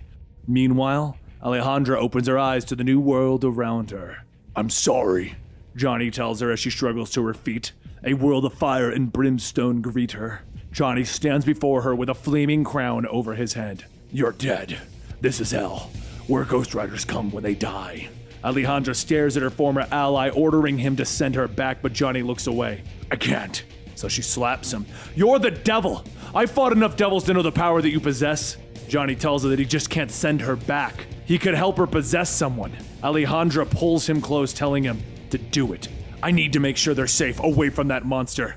But back on Earth, in our battle, Carnage swings Danny again, slamming him hard onto the ground. I thought a real Ghost Rider would put up more of a fight! He snarls, but Danny suddenly moves fast, pulling the monster in. Look into my eyes! He snarls, his voice of fire. Every moment of pain, of torture, of cruelty that you have visited upon others, feel it tenfold! Briefly, it seems to work. But Carnage's screams of pain seem to change to screams of joy, and pain rushes through Danny's body as he's thrown away. The monster laughs. I feed off pain and chaos. Showing me my past sins has only made me stronger. Danny is stunned as Carnage lifts him up, his hand morphing into a blade again. He lashes out, stabbing Danny through the chest. Meanwhile, in hell, Johnny finishes the spell that will send Alejandra back to Earth, but he doesn't know how long she'll have. I don't need long, she tells him, closing her eyes. Back on Earth, the man and his family are trying to hide within the cantina when suddenly his teenage daughter stops and begins to twitch. Her eyes alight with fire, and Alejandra's voice pours from her throat. It worked. And then she turns to her family, telling them that they must fight. Outside, Danny tries to crawl away as Carnage grabs him once again, suddenly charging away on his own Carnage hell bike. Danny struggles, reaching for his chain as he bounces along the ground. It lashes out, snagging the bike's tire, sending them both flying through the air. Man, you wrecked my Carnage cycle! Carnage hisses. Danny struggles to his feet once more, prepared to continue the fight. He dodges another attack, but his movements are now slow. When suddenly, a Molotov cocktail sails from the village, shattering and exploding on Carnage's back. The villagers all stand ready to fight, with the girl Alejandra is possessing standing out in front. Anyone who threatens these people will pay with their lives, she shouts, when suddenly the cultist truck comes barreling through and Carnage leaps atop it. My ride's here, Toodles! He cackles as he disappears into the night. Though injured, Danny summons his hell bike and prepares to give chase. But Alejandra stops him. Though different, Danny recognizes the spirit of her within the girl, and she thanks him for aiding them. I barely did anything, he tells her, returning to his human form, but she disagrees, looking back at the villagers. Without his aid, Carnage would have attacked and killed them. She thanks him one last time, releasing the girl and leaving her standing there very confused. The villagers all wave goodbye as Danny rides off into the night. And as the truck drives away, the powers of the spirit of vengeance are already fading within Carnage as he lashes out at his followers for disobeying his orders. Now, who's next on my butcher's block? He asks those who are surviving. Back in hell, Alejandra stares down at her own hands again, with Johnny leading her deeper into his kingdom, telling her that he has some spirits he wants her to meet. Alejandra, welcome home, he tells her, revealing the past Ghost Riders that reside there.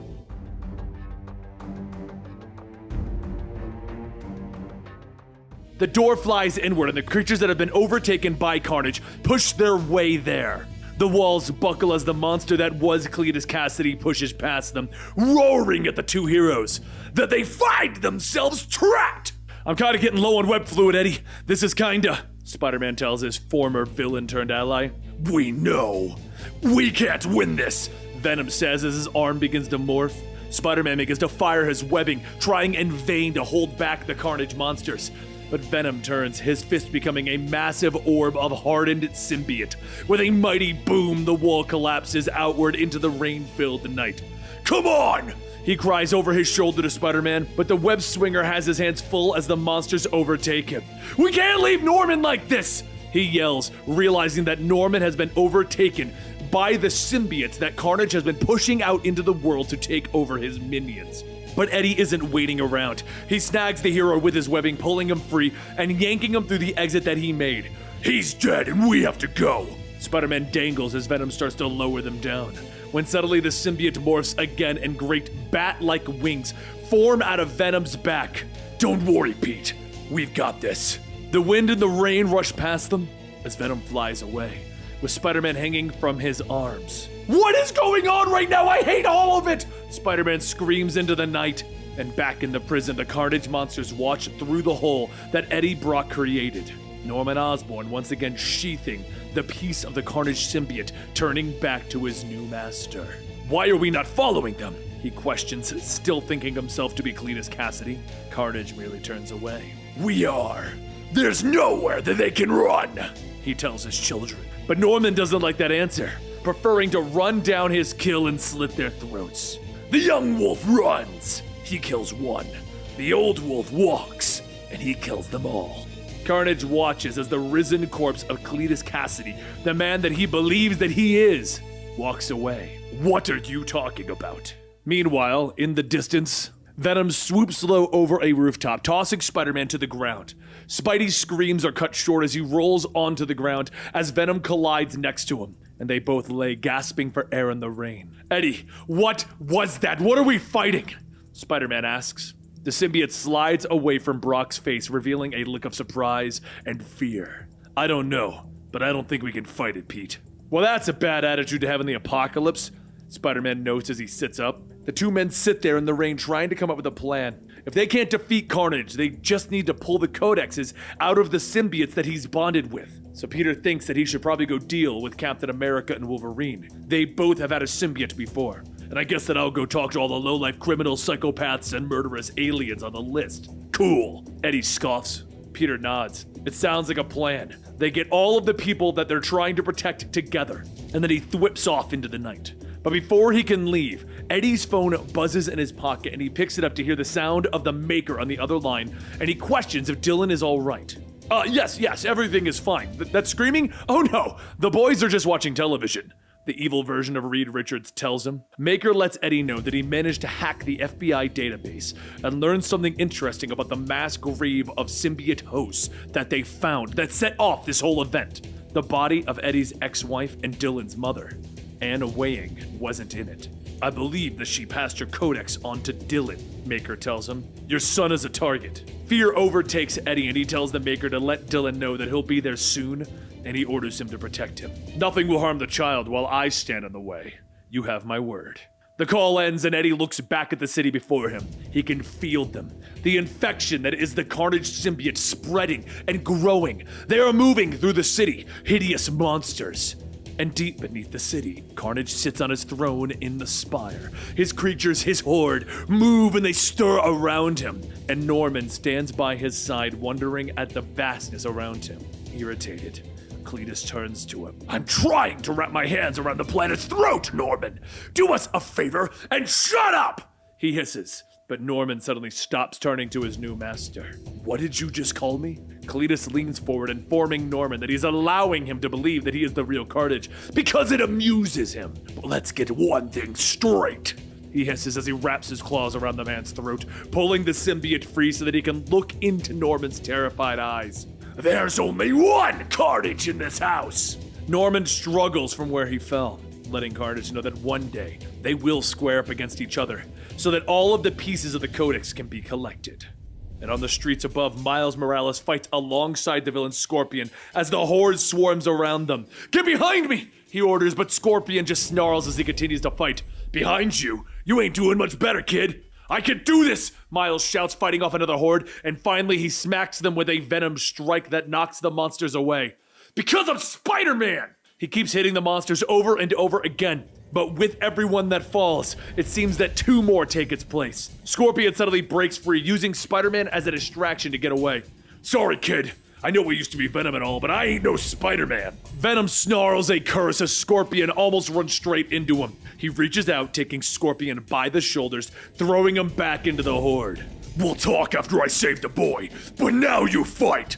He snarls when suddenly Carnage is there, his tentacles reaching out, grasping for Scorpion. No! Venom yells, trying to leap to the villain's rescue. Gorgon, get away from him! Carnage spins the criminal around, one of his tendrils morphing into a blade, and Scorpion sags as that blade pierces his back. Miles leaps in, trying to save him, his Venom strike knocking the symbiote clear of Norman's head, revealing the screaming madman. And as Norman is momentarily distracted, Venom tries to drag Gorgon free, but the villain can't stand. He can't feel his legs. His spine was just severed.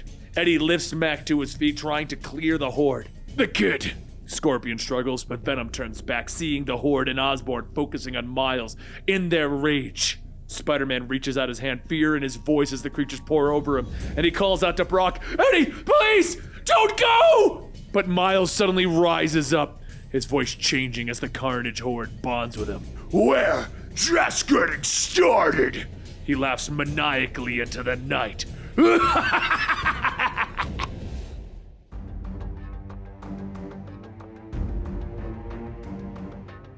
His name is Eddie Brock.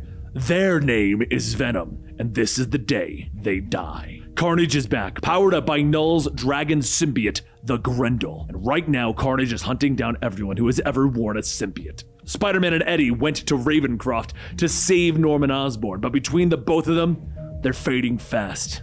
Eddie can feel it. Cletus is down the hallway, crawling around in his head, laughing as the bones break. They won't make it out of this one, and it's his fault. Carnage is an evil that he created, and now all he can think about are the regrets. About his father, about Anne, about how Dylan will never know who his father is. And maybe that's for the best, but he does wish that he could have told Dylan that he loved him. Meanwhile, at Rex's warehouse, Dylan sits on a box stating that he's not home. Maker continues putting together his machine, asking, "Who?" And Dylan tells him, "Eddie, you remember my brother?" Maker looks at Dylan for a moment, then goes back to work, stating, "Yes, I'm sure Eddie will be fine." Normie Osborn walks off eating chips, asking what's wrong with him, and Dylan says that he has no clue what's wrong with the Maker. Maker then takes off his helmet, showing his misshapen head, stating, "Ha! The machine is all done and ready to." The two kids stare, asking what happened to his brain, and the Maker puts the helmet back on, sighing, telling them, "Yes, my cranial augmentations must seem frightening to young eyes. This is, well, it doesn't have a name yet, but essentially, it performs a symbiote codex isolation and thermoheated extraction process. In short, it removes the codex attached to the victim's DNA without killing them. The codex is then destroyed using a," Dylan shouts, "SCITHE. That's the name of it because it's the symbiote codex ISO," but Maker stops him, telling him acronyms are for children and comic books. Machines don't have names. Either way, it is time. You, Osborn child, you're first. Dylan jumps in front of Normie, yelling, "No way! Eddie and Spider-Man said that they didn't want Normie going into the machine until they tested it first." So Maker sighs. "And what if they don't return? What if Cletus Kasady is on his way here right now, hunting for anyone with a codex wrapped around their spine? I would not want the life of an innocent child weighing on my soul. Now shall we?" Dylan shouts, "No! You're a creep, and the answer is no! You want Normie? You're gonna have to go through me." So Maker stretches out, telling them, "I am not accustomed to being threatened by anyone, especially one that I am so desperately trying to save. Now stand aside or..." Dylan places his hand on his waist. "Or what? You have to explain to Spider-Man and Venom how you hurt two little kids to do a science experiment? How do you see that going?" Maker scowls. "You really are just like you are." But before he could finish, there's a loud bwamp. Maker looks back, asking, what could have gotten past the proximity alarms? Just then, the Life Foundation symbiotes, Phage, Riot, Lasher, Agony, burst in and Maker sighs, telling the boys, "Gah, get behind me. I've heard little about these ones." Phage then asks, "Do you really think you could protect them? You don't know us. We will happily rip your heart out." Maker scoffs, "And you don't know me. Well, you're about to." As Maker begins to press a button on the computer, it asks to input a command, and Maker smiles. "Kill all symbiotes." Several turrets drop out of the ceiling and they begin to fire, and while the symbiotes try to protect themselves, Maker tells the boys to get to the armory and lock the door. Dylan and Normie run to the back, with Normie asking what happens now. "Won't we be trapped back here? What do we do if the symbiotes get in?" Dylan looks around at all the weapons spread across the room, stating, "If the symbiotes get in, we fight." Back outside, Lasher whips a tendril, grabbing Maker, stating, "That is enough! Carnage will kill us if we do not return with the child. We will not die today." As Lasher pulls himself in, Maker calmly says, "I'm not so sure about that," while grabbing a sonic rifle. He tells the computer to set the gun to maximum payload, and when the computer confirms that it has been, Maker puts the rifle to Lasher's head and pulls the trigger. The symbiote is blasted to pieces, and from it, its host, the little girl Sadie, falls to the ground asking, "What's going on? Where am I? Where's my family?" Maker looks down. "Well, that's interesting. Many people would view your age as a hindrance to this confrontation. I, however, am not one of them." Rifles set to live rounds. Before he could pull the trigger, the remaining symbiotes grab onto the Maker, giving Agony time to spit acid on the sonic rifle to destroy it. While holding Maker down, Riot tells Phage to get the child. Inside the armory, Dylan holds one of the guns, telling Normie, "Stay down. If anything comes through the door, I'll handle it." Just then, there's a loud crack-a-coom coming from outside the door, and Phage begins to rip it off its hinges. Phage pulls apart the door, yelling, "Hello, boys! Mind if I come in?" As he gets closer, he sniffs the air, telling Dylan, "You reek of the smell of your father! You reek of venom! I will kill you for fun. But the Goblin Boy, he dies for Carnage." As Phage gets ready to lunge, a pair of hands appear around his head, and then they twist, snapping Phage's neck. His body slumps to the ground, and from behind him, a black and yellow symbiote appears, and he tells the boys, "Do not be afraid. I am Sleeper. You can trust me. I have family. I am the 7th spawn of the one they call Venom. I have been gone for a long time, exploring the cosmos in search of answers. Answers I wish I did not know. While traveling, I felt something, pulling me, speaking to me, calling me, telling me that this planet was home, this planet of symbiotes. Then the Horde tried to claim me, to aid their fight. I did not understand it, but in its thrall I saw the truth, what this lie of a planet held at its core. I heard the sleeping prisoner's voice. I am coming, it said. I will be free. So I burned any connection away from secreting a powerful Badoon acid with my chemokinesis. It's a unique ability to produce chemicals from my form. After that, I raced back to Earth to find you. I am the son of Venom. Dylan stares for a moment, asking, "Who are you, though?" Like underneath. Sleeper tells him, "My host was a Kree soldier named Telkar. Though, as you can see now, I am the one in control." Sleeper pulls back, revealing the skeletal remains of a Kree soldier, stating, "Even though I am in control, we are much stronger when we aren't alone." Just then, a sonic blast rips Sleeper to shreds, and Maker tells them, "Rest easy. That should be the last of them. No need to thank me. I'll get this one with the others and dispose of them accordingly. As for this body," Dylan shouts, "No! Sleeper is good! He's not like the—" But Maker stops him. "We don't name them, and we certainly do not trust them." Dylan looks at Sadie and the rest of her family in stasis chambers, asking, "What are you going to do to those people? You're not going to—" But Maker tells him, "No, I'm not going to kill them. I'm going to extract their codexes. The symbiotes, though, those will be killed. After that, we can get your little friend into the machine and—" But Dylan yells, "No! I already said we're gonna wait until Spider-Man and Eddie come back! I do not require your permission. Now step aside. There are lives to be saved." As Maker activates the computer, Sadie's father is shocked and he screams in pain, shouting, "Please, stop! It hurts!" And Maker looks at them. They shouldn't be conscious at all. Well, that's interesting. Back in the armory, Normie says that he's scared. Please don't let the Maker put him into that machine. And Dylan tells him, "I won't. We just have to get out of here. And to do that, we need to do something stupid." A few moments later, as Maker is continuing the extraction process, Dylan calls out to him and Maker sighs. "What is it now, boy?" Dylan, holding a gun and several grenades, says that they're going to be leaving and there's nothing he can do about it. Maker laughs. "And why is that? Because you're going to what? Kill me?" Dylan smiles, telling him, "No, because you're going to be a little busy." Dylan starts shooting, but as the bullet passes through the Maker, they begin to hit the canisters that contain the Life Foundation symbiotes. The boys begin to turn and run, and as Maker tells the computer to activate evasive defenses, the symbiotes grab him by the head and slam him into the console. Normie asks what's going on, and Dylan looks back, stating, "I'm not sure. The symbiotes are all coming together. They're joining into one massive hybrid." Hybrid screams, and Dylan yells to Normie to run. As the two get outside, Hybrid comes bursting through the walls, clawing his way towards Normie. Normie tells Dylan to go ahead. They only want him. He can distract. But before he could finish, Normie is grabbed, and Hybrid says, "This one has something we need. The Goblin Kid is in the way." Hybrid throws Normie to the side, and Dylan asks, "What? What do you want with him?" And Hybrid asks, "You have no idea, do you? Together we can sense. And Maker knows. And now we know." Hybrid reaches out with Dylan screaming for them to get away. But there's something else within him giving off power. And Hybrid then says, "There it is. Now." But before he could finish, a giant rock fist punches Hybrid in the face, followed by a red, white, and blue blur. The power fades within Dylan, and Captain America asks, "Do you mind if we cut in?" And with him is Spider-Man, Thing, and Wolverine.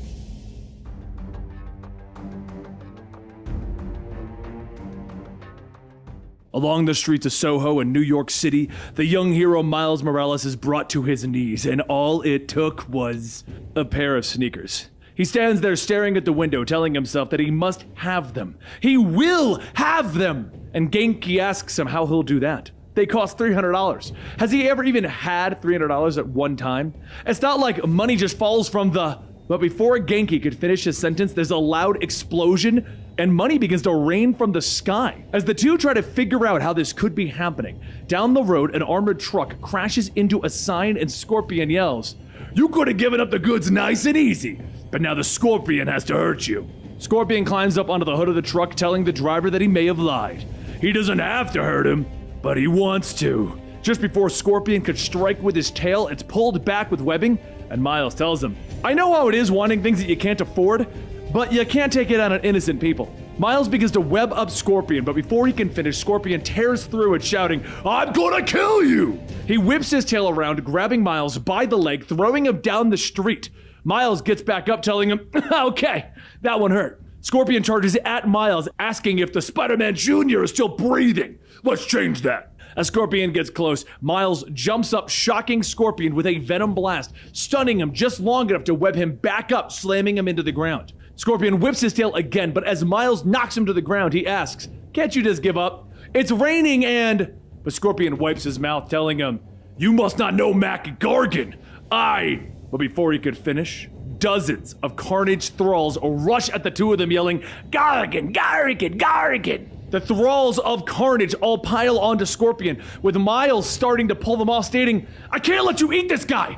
He's on his way to jail!" However, as Miles throws one of the Carnage thralls off, they all look at him yelling, "Kill, kill!" And Miles sighs, telling them, "Great, now I got their attention." As Miles and Scorpion lean back to back, Miles tells them, "These guys are trying to kill us both. Truce?"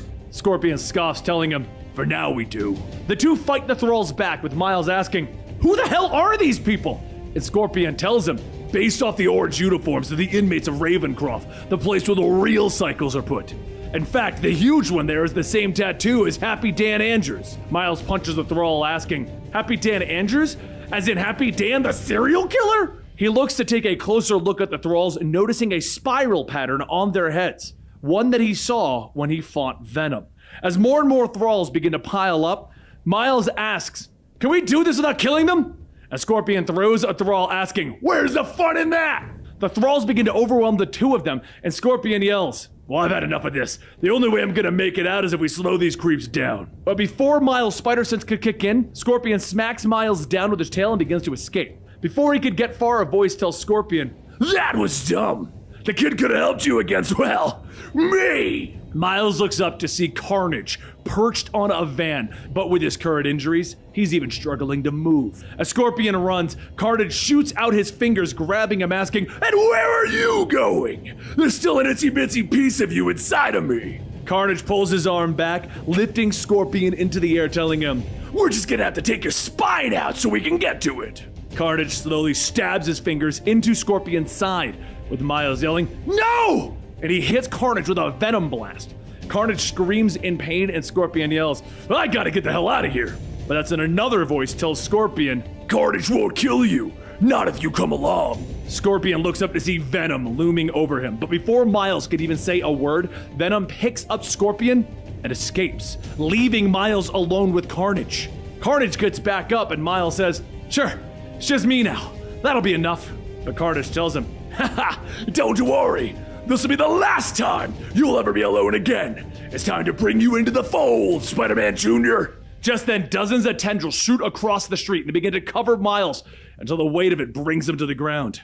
He begins to fight it off by ripping them off of him, but Carnage watches, stating, "He's strong. I can feel him trying to fight, but it's no use. It's time for him to become what he really is, a perfect little monster." Just then, Miles claws his way out of the Carnage and symbiote tendrils as one of Carnage's newest thralls. Miles' vision begins to fade to black, and he begins to see everyone in his life slowly fade away. He was bound by stupid little ties to stupid little lives.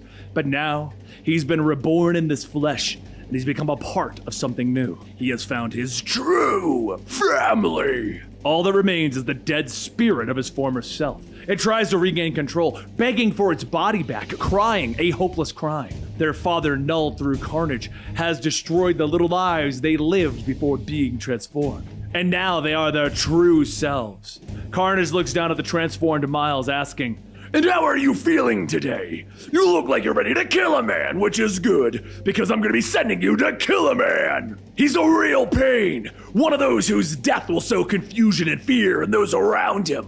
Take Happy Dan and go get it done." As Carnage finishes speaking, the transformed Miles can hear his former self struggling to break free. The cries are smothered and pushed down, though. The symbiote is winning against Miles' own internal spirit.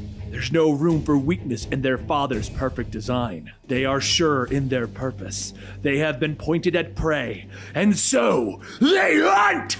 As the two make their way over the Brooklyn Bridge, Miles remembers a time when he was younger with his Uncle Aaron. The transformed Miles tells himself again that the dead spirit of his flesh is trying to rise, and again, they smash it to nothingness. Soon the target appears in a building, the man that Carnage wants dead, and that man is J. Jonah Jameson. Miles and Happy Dan crash through the window screaming, "Kill, kill!" and they begin tearing their way towards Jonah. Jonah tells the man that he's with to run. "Those freaks are always after me!" As Miles and Happy Dan jump through the offices, Jonah runs through telling everyone to evacuate the building. There is no time to explain. Just do it! But before Jonah could get out, Miles and Happy Dan jump on him, pinning him down, yelling, "Kill, kill!" Jonah looks at them, telling them, "Whoever the hell you're working for, you gotta want something, right? Whatever it is, we can..." But before Jonah could finish, Miles is shot in the head as Silver Sable says, "Don't you worry, Mr. Jameson. Volt Communications is under our protective services." Happy Dan leaps into the group of security guards, ripping away at their chests, shouting, "Kill!" Miles lunges at Sable, and as the two begin to fight, Happy Dan gets up after killing the last guard, yelling, "Kill!" The two take turns hitting Silver Sable, and she falls to the ground with Miles getting in position to kill her. But before he could, a stapler is thrown at his head, and Jonah yells, "Leave the young lady alone, you degenerate lump of toxic waste." It's with that hit that Miles Morales, the real Miles Morales, begins to try and take control of his body again. This isn't him. He can barely remember his name, but this isn't him. He knows that. As Miles runs off, he begins to yell, "Not me!" And Happy Dan follows, asking, "Kill?" Miles hurries outside, telling himself his name over and over. Miles Morales. Miles Morales. He's trying to make his transformed self remember. And Happy Dan asks, "No kill?" Miles tells him, "No kill. We've done some bad things, but this isn't us. We're still human beings." Happy Dan pauses. He's telling him, "I can feel them inside. I can feel them." Just then, Happy Dan is shot in the back with Sable yelling, "You're not getting away that easily." Miles screams, webbing up Sable's gun, taking it away from her. And once she's disarmed, he proceeds to beat into her again. As the three set of arms punch her down, the transformed Miles stops, feeling his former self clawing his way in, making them hesitate. The symbiote version of Miles knocks Sable away, stating, "I will not let the dead spirit rise again!" And he charges at Jonah Jameson. As Miles jumps down onto Jonah, he sinks his teeth into his shoulder, and he says, "This is it! We are ourselves again!" The blood begins to fill Miles' mouth, and he knows that it is not his blood. And seconds later, he pushes Jonah off, shouting, "No kill!" Jonah tells him that he can see that he's struggling. He doesn't have to do this. The symbiote Miles shouts in his mind that they have to smother the spirit with the inevitability of null. But his former self shouts, "I won't let this happen!" Miles Morales and the symbiote Miles begin to battle inside his mind, struggling for power, with Miles charging up his venom blast and hitting himself in the chest. The shock causes the Carnage symbiote to release, returning Miles to his former self. Sable gets up and begins to help Jonah back inside, but that's when Happy Dan stands up. "Kill?" Miles tells him, No kill. I'm free of this thing. We can get rid of yours too." Happy Dan yells, "Free? Not fair! Not fair!" Happy Dan throws himself into Miles, sending the two of them off of the building onto the roof of another one. They land in a pool with Miles scrambling to get out, telling Happy Dan that he needs to fight this. "You could be your own, psycho killer." But back with Sable and Jonah, Sable tends to Jonah's bite and tells him to stay put.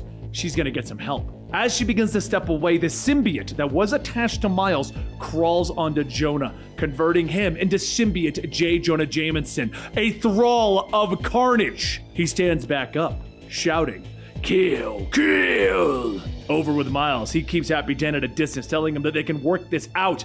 "You might be a killer, but you're your own killer." Happy Dan asks, No kill?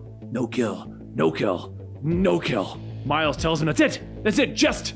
But before he could finish, Jonah jumps down onto the building, slamming Happy Dan's head into the ground, tossing him over the ledge. Miles runs over to try and grab Happy Dan, but Jonah stops him, and the two go over the ledge onto another building. Miles quickly jumps out of the pool, stating that he would love to stay behind and whoop his ugly behind, but he's got a life to save. Miles swings down to the lower part of the building to see Happy Dan laying there. And as he checks his pulse, he's happy to see that Happy Dan is still alive. And to make sure that he doesn't run off, Miles webs him up with enough webbing to stop the Hulk. Maybe. Miles then jumps down onto the streets to try and find Jonah, and after a few seconds, he does spot him. The two begin to battle, but as a passerby with headphones walks past, Jonah turns his attention to the kid. Before Jonah can hit him, though, Miles throws himself into Jonah, knocking the two of them into the shoe store that Miles was at earlier. Miles pins Jonah down, telling him, "This is it." And he hits him with a Venom blast, stunning the Carnage symbiote. Miles gets off trying to catch his breath, telling him that should do it. And the store owner runs over asking if he's okay, with Miles telling him, "Yeah, I'm real sorry about your window." The owner tells him it's fine. The insurance will cover it. But as for these shoes, they aren't mint anymore. Do you want some sneakers? The owner holds them out, telling him to think of them as a token of appreciation for everything he does in New York. But at that moment, the symbiote releases its grip on Jonah and it begins to make its escape. Miles quickly follows, stating that this is the only link that he has to Carnage. And since he was able to break it from its control before, maybe he can. Miles grabs the symbiote, pressing it against himself, letting it take control of him, taking his own symbiote. His body twists and it warps as the symbiote covers him, but his mind is his own. He stands back up in full control of the symbiote's suit, stating, "All right, Carnage, here we come."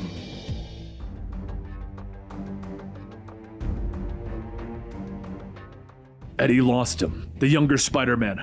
Miles Morales, now taken over by the strange offshoots of Carnage, crawls towards him, his claws clutched at Eddie's throat as his wicked jaws open in a hideous grin. "I'm sorry, kid," Venom gasps. "I know this ain't your fault." Venom lashes out, wrapping his hands around Miles' throat. He twists, using the strength of a symbiote to throw the creature away. "We've had enough," he snarls. Eddie can hear Venom in his mind, telling him to kill the Carnage spawn while they have the chance, but Eddie refuses, telling Venom to calm down. Their conversation is interrupted, though, as a familiar voice calls out for help. "Eddie, help me, man! You gotta help me!" Mac calls out as the spawns begin to overwhelm him. But another voice calls out, and that one is Norman Osborn, himself bonded with one of the Carnage spawns behind him. "Is Daddy scared?" He cackles, lifting a truck over his head. After Norman Osborn's battle with Spider-Man in the Carnage suit, he now thinks that he is Cletus Kasady and thinks that he is actually Carnage. Eddie turns, trying to reason with the psychopath. "We don't want to hurt you, Norman. We're trying to help you, trying to fix your grandson, Normie. We can help you too." Eddie tries to explain as Venom shifts over his face once more. For a brief moment, recollection suddenly appears on Norman's face and the symbiote drops away. "What did you say about Normie?" "Now, Eddie! Kill him now!" Venom screams in Brock's head. The symbiote suddenly begins to pulse and it reaches out from Eddie's chest. "No! What are you doing?" he questions. "He is weak, vulnerable. We will kill him." Eddie hears it snarling in his head. He tries to stop Venom. He tries to tell it to listen to him. "No, not anymore." Venom lashes out, its form becoming a blade that pierces Norman's chest and throws him away. Shock fills Eddie's voice as Venom returns to him. "You stabbed him in the heart," he whispers. "Someone had to," the creature replies. The two are interrupted again as Mac Gargan calls out to Eddie again, the Carnage swarm still forming around him.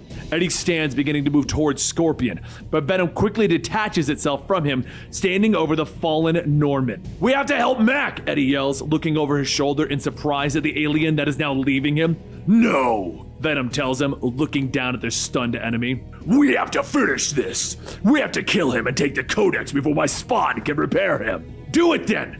I'm gonna go help Mac. I'm gonna save the only person that I can." "Your call," Eddie yells to Venom, rain pounding on them from above. For a brief moment, it seems as if Venom didn't hear him at all. Suddenly, the alien lets out a bestial roar, sliding across the wet cement to merge with Eddie once more. "Fine," it hisses in his ear, "but don't be mad at me when we lose." Venom comes in, charging his fist, knocking the Carnage spawns away. In their minds, they continue to argue as another backhand knocks Scorpion clear of the monsters. Venom can no longer allow their spawn to kill, regardless of what Eddie thinks. Venom reaches down, picking up Gargan and swinging away. Understand this! If you're not going to be strong enough to stop this, I will find someone who is. Quickly, the pair make their way back to the safe house where he left Dylan, Normie, and the Maker. With a thud, Venom lands outside of the warehouse, rain still pouring down on their heads. Mac Gargan struggling slightly at his arms. I need a hospital, man! Where are we? He questions. I'll take you to the hospital, and you go to prison, Venom tells him, but the villain just slumps in his arms, telling Eddie that he can't even feel his legs. Shut up! I got a guy in here that'll take care of you, he tells him, opening the door. The pair are greeted by a group of heroes. Wolverine, Captain America, The Thing, and Spider-Man all turn to see Eddie. Hey! Spider-Man waves. Quickly, the wall crawler explains that the heroes know that it wasn't Eddie at Rikers Island. That's right, Brock. You can relax, Captain America tells him. The cavalry is here. Brock takes Cap's outstretched hand and gives him a firm shake. He tells them that Mac's spine is broken and he needs medical attention. Is the Maker here? He asks, but Ben Grimm merely smirks and cracks his knuckles, rocks popping loudly in the enclosed space. Yo, Little Reed? Nah, that little guy ran away before I could give him a proper Yancey Street welcome. From behind them, Bruce Banner suddenly crosses the room, checking a few of his notes. I disdain the use of a child as a test subject, but his science is sound. The machine works. Normie Osborn is completely free of the symbiote codex. Eddie steps forward, thanking the man. Bruce Banner, we've actually met a few times. We both looked a bit different, though. Eddie suddenly looks shocked, asking if Venom ever infected Bruce Banner. Surprisingly, no. The Hulk has never worn the symbiote, Bruce assures him. Eddie turns, finally seeing Dylan staring at him. Hey, buddy. He pulls him in for an embrace. Quickly, Dylan fills him in as to what happened, and finally motions to the strangely colored cat at his feet. His name's Sleeper. Hello, Eddie. It is good to see you again, the cat says, blinking its 4 eyes. Eddie just nods at the symbiote, thanking him for saving his son. Spider-Man finally comes up, letting Eddie know that it is time, and that they need to get everyone into the machine. Eddie is shocked, though, when Peter tells him that he won't be going into the machine. What? Eddie hisses as the other heroes stand and watch, but Peter tells him that this was all his fault. I brought the first symbiote here to Earth. If I hadn't, we wouldn't even be in this mess. Tell him that our kind has been here since the Dark Ages, Eddie. Since the time of Beowulf and Grendel. Tell him he doesn't have to carry this burden. Venom whispers in his ear, but Eddie only nods. Yeah, you're right. You're going in last. Finally, he turns to the heroes and he claps his hands. All right, who's first? The rain continues to pelt from outside the room with lightning flashing, bringing the sound of close thunder.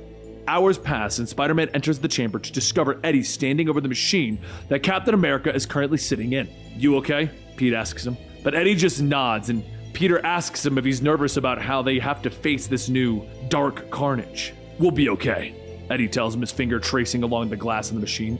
You're gonna tell Dylan before we go to war, right? Peter asks him. But Eddie just continues tracing along the glass, his finger pressing harder and scratching into it. Tell him what? That you're his father.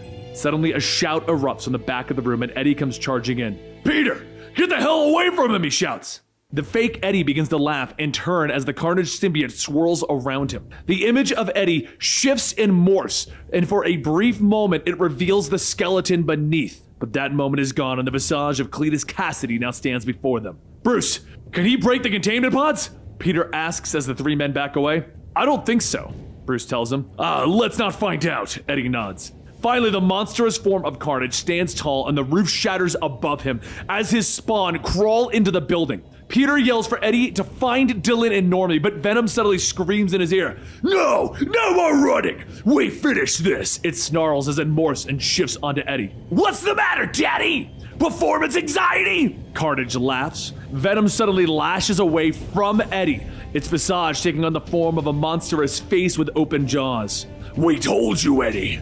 It snarls as the jaws now engulf Bruce Banner. If you aren't strong enough to end this, we will find someone who will. Bruce Banner begins to scream as Venom flows over him, calling out for help. But Carnage lashes out, his tendrils piercing Bruce's chest. Well, that was anticlimactic. I don't know who that nerd is supposed to be. But he's cut off as a massive fist slams into his face, knocking him away, revealing the skull beneath the symbiote. I felt that! Who are you? The massive creature rises, one the size of the Hulk, but covered in a symbiote, letting out a blood-curdling roar. We are Hulk!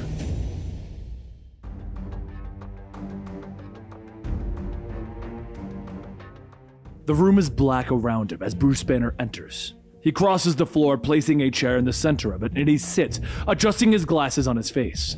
You know, it's actually been a long time since I've had a conversation like this. I guess I should be thanking you for providing the venue. He introduces himself, telling the other that they have actually fought alongside one another before. After talking to your friend, I think that we could help each other. Maybe combine our strengths. Once the others get here, of course. Bruce leans forward, telling him, trust is kind of a big deal for us.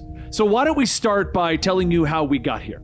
Weeks ago, Bruce stands in a hotel room. Once he has the personality and control, he never knows how he got here. In his hand is a crumpled note from Joe. The note telling him that the room is paid for and that his friends are in the next room over. And it says to not bother them since he is too needy. Gently, he knocks on the bathroom door asking for Betty. He opens it to find Betty in her harpy form, sitting on the tub. And inside the tub, Rick Jones lays in an almost zombie-like state. Yes, this is me. Rick Jones is in the bathtub, getting better. Maybe, she tells him, her voice both a growl and a sound of exasperation. Jackie can tell you more, she says, and she slams the door closed in Bruce's face. Jackie would fill Bruce in on the whole story. How Shadowbase turned Rick into the new abomination. How Hulk ripped Rick free and now he's in some sort of recuperation. But none of that matters to Bruce as he crosses the room, plopping down on the bed, and the TV clicks on with him flipping through the news, hoping that it will fill him in on some of the events. But the reporter tells him a different story. The images show a military cemetery that was desecrated while the anchor reports that red slime was left at the scene,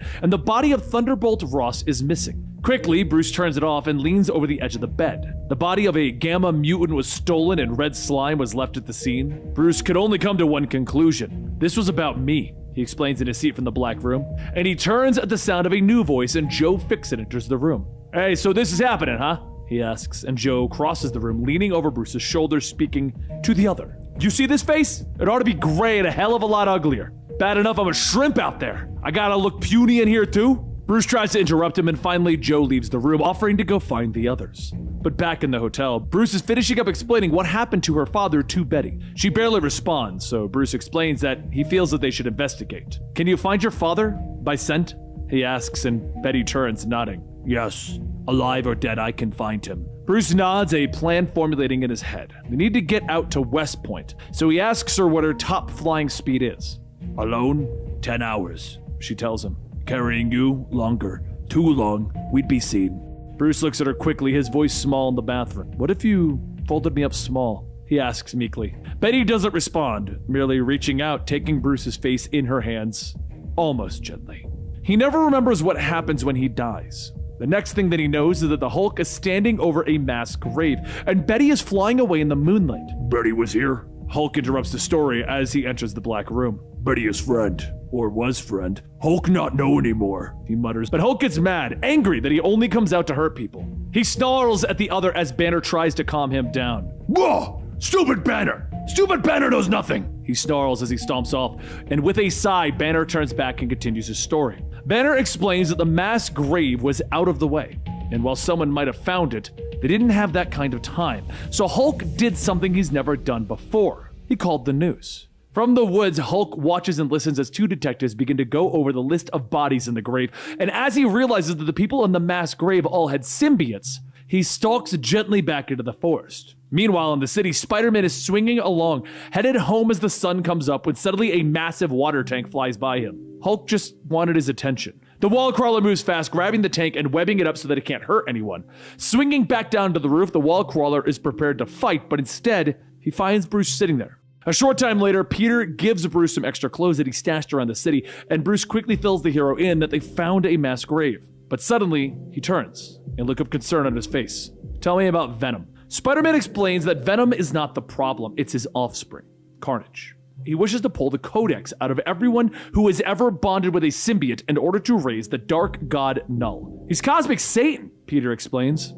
The one below all, Bruce explains. Once again in the black room, he believes that Null could possibly be some facet of the one below all, or some creature that it controls and works through. Like my father. Bruce looks up at the other again, which means this is definitely my problem, and I have to help. It ain't and you don't, Devil Hulk growls as he enters the black room. Getting involved with this is a mistake. Ross is back at his grave, that part's over. So we're done, he tells him, leaning over Bruce's face. Betty and Jones are waiting in California, where we need to be. We got work to do, remember? But Bruce just turns away from the Devil Hulk. I'm well aware, but that doesn't mean that we run off and let some space god end the world. He turns back with more determination in his voice. We're ending the world. Our way. Devil Hulk just grunts and stomps off with Bruce calling after him. It's too late to go back now. We're already involved. Back with Spider-Man, Bruce hooked up with Captain America and Wolverine, and they found Eddie's safe house. And Bruce managed to figure out the Maker's machine. And when Carnage and his spawns attacked, Venom lashed out, engulfing Bruce. It's been less than a second since then, Banner. Devil Hulk explains with the rest of the personalities behind him. It just seems like longer in here. That's all. We can still reject this thing. He explains, staring at the other, and Bruce shakes his head. I'm willing to accept him, to work with him, he tells the Devil Hulk. But Devil Hulk just turns and looks amazed. It don't work that way. Gesturing to the other that Bruce has been talking to the whole time. Just look at it. The star-like face of Venom stares back at them, its eyes large, its toothy mouth open wide as its tongue slithers back and forth. The symbiote makes up the black room that they stand in now. It's an alien parasite. It infects people. It uses people. All it wants is our strength. So, Hulk is strongest one there is, Hulk explains. Ain't like we're gonna get out of this without a fight, Joe adds. New Kid's got some moxie. Let's see what he can do. But Devil Hulk tries one more time explaining that they are a system, and the symbiote isn't a part of it. It'll mess things up. It'll gum up the works. But Bruce smiles and shakes his head. 3-1 votes. You're with us now, Venom. Back in the safe house, as Spider-Man, Eddie Brock, and Carnage look on, Hulk roars to life, now bonded with Venom. Because we are Hulk!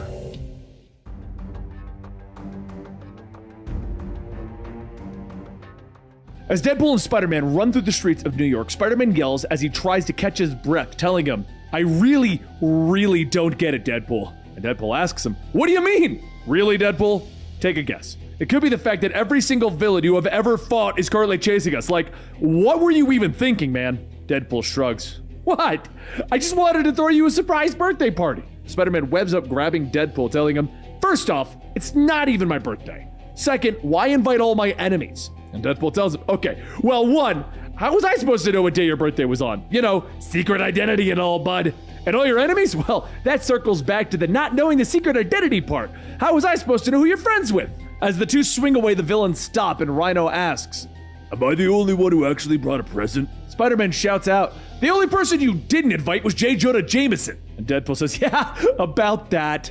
Elsewhere, J. Jonah Jameson is sitting in a party room by himself, muttering, freaking wall-crawling menace. But back with our heroes, Spider-Man lands on top of a building and Deadpool asks, how about we get some pizza or something? And Spider-Man stomps over to him shouting, you! Insane! Irresponsible! Extremely dangerous moron! This friendship? It's done. You need help. Serious help. Not just a once-a-week shrink, but people, teams of people, round the clock, Deadpool. Spider-Man hands Deadpool a piece of a business card and tells him, call this person, and don't bother calling me until you do. He then swings off the ledge with Deadpool asking, where are you going? Whatever, I'll get this over with. How can anyone say mad at Deadpool? No one! Deadpool swings down to the street where Rhino dropped his present and Deadpool finds a Rhino hoodie, which obviously he took. Weeks later, you know, when Spider-Man didn't get over it, Deadpool decides that maybe, just maybe, after numerous unanswered texts, calls, self-restraining orders, and blocking him on FaceSpace, that maybe Spider-Man is still mad. So why not go see the person on Spider-Man's business card? John Jameson at Ravencroft. Sure, why not? This place looks happy. Deadpool kicks in the door, shouting that he's ready for his sponge bath, Dr. Phil. And after a few moments of silence, Deadpool says that this is not the reception that he was expecting. He walks up to the guard watching the security cameras and says that he's gonna check in. Can he inform John Jameson? Make sure to leave all the guns home, even the cavity search gun. The guard doesn't answer, so Deadpool says, all right, I get it. You're sleeping on the job. Say no more, my friend. Just gotta go this way. As Deadpool whistles and leaves, he doesn't notice that the guard sitting there has his throat slit and is clearly dead. Meanwhile, back at the facility, Carnage begins to tell his symbiotes that God is coming, cult of Carnage. God is coming, and he is angry. Hell, he's pissed! As if we didn't have enough problems with the spine scavenger hunt. Now missing that Shawshanked our way out of here thanks to an all-American werewolf and stupidity over there. The Carnage converted John Jameson as a werewolf pulls down the hood to his robe, stating, I promise that I'll make amends. Just let me. And Carnage stops him, telling him, oh, don't worry. You will make amends. Otherwise, we'll see about getting you fixed. Just then Carnage hears somebody clapping and Deadpool tells him, oh, this is perfect! I've heard of this kind of immersion therapy before, but I gotta ask, why pick Carnage? Carnage is a loser! You should have gone with Stiltman. Now that would have been more threatening. And what's with Fido over here?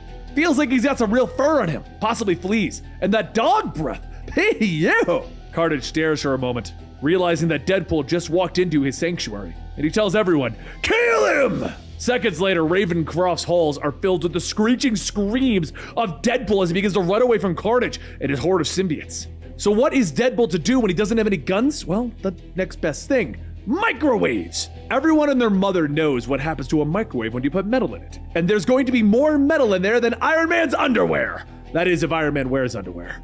Or is he naked in there?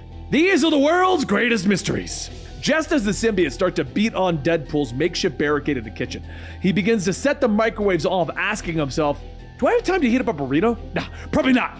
A few moments later, the symbiotes break through and they begin to grab the flaming microwave, stating, I would like all of you guys to meet my friends here. This one's Birdie, this one's Explodey. As Deadpool begins to make his escape, Carnage watches Ravencroft burn down and shouts, I knew it! I warned you! Now it's time to put the old boy down. Carnage grabs John by the throat and John tells him, wait, we can get Misty Knight back. Just give me a chance. And as for Deadpool, how was I supposed to know that he would come dressed here like a unicorn? A tendril forms out of Carnage's shoulder and he says, not that it matters, but that was a rhino, not a unicorn hoodie that he was wearing. But then Carnage stomps. Unicorn! Unicorn Jameson! You're a genius! Saying that made me realize something. That clown Deadpool's the only human alive that has merged with 4 symbiotes. His spine is like hitting the friggin' codex lottery. In other words, Deadpool's a damned unicorn. And because of that, my children, Deadpool's my top priority. Well, because of that, and another possibly more important reason, I really hate that guy. But later, at Deadpool's not-so-secret safe house and comic store, Deadpool goes through the list stating, I love this one, and especially that one. But this one? They probably should have just stayed friends. But the rest of you, I love you all. I'll never part with you beautiful guns ever again. It felt like leaving the house without any underwear.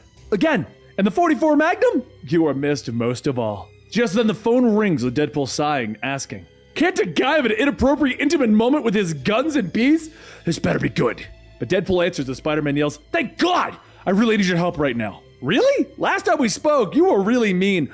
Our friendship is important, but you just threw it out the window, Spidey. Our friendship was like the pizza with pineapple on it of friendships to me. The Spider-Man tells him, look, when this is all over, I will take you to the New Yorkiest pizza place of all time. Hell, the Statue of Liberty and Derek Jeter will be serving. But right now, as someone who hasn't bonded with a symbiote before, I need you to help me fight Carnage. And Deadpool tells him, right, about that, well, looks like Carnage already sent some symbiotes my way, so we'll have to talk later sometime, other buddy, bye!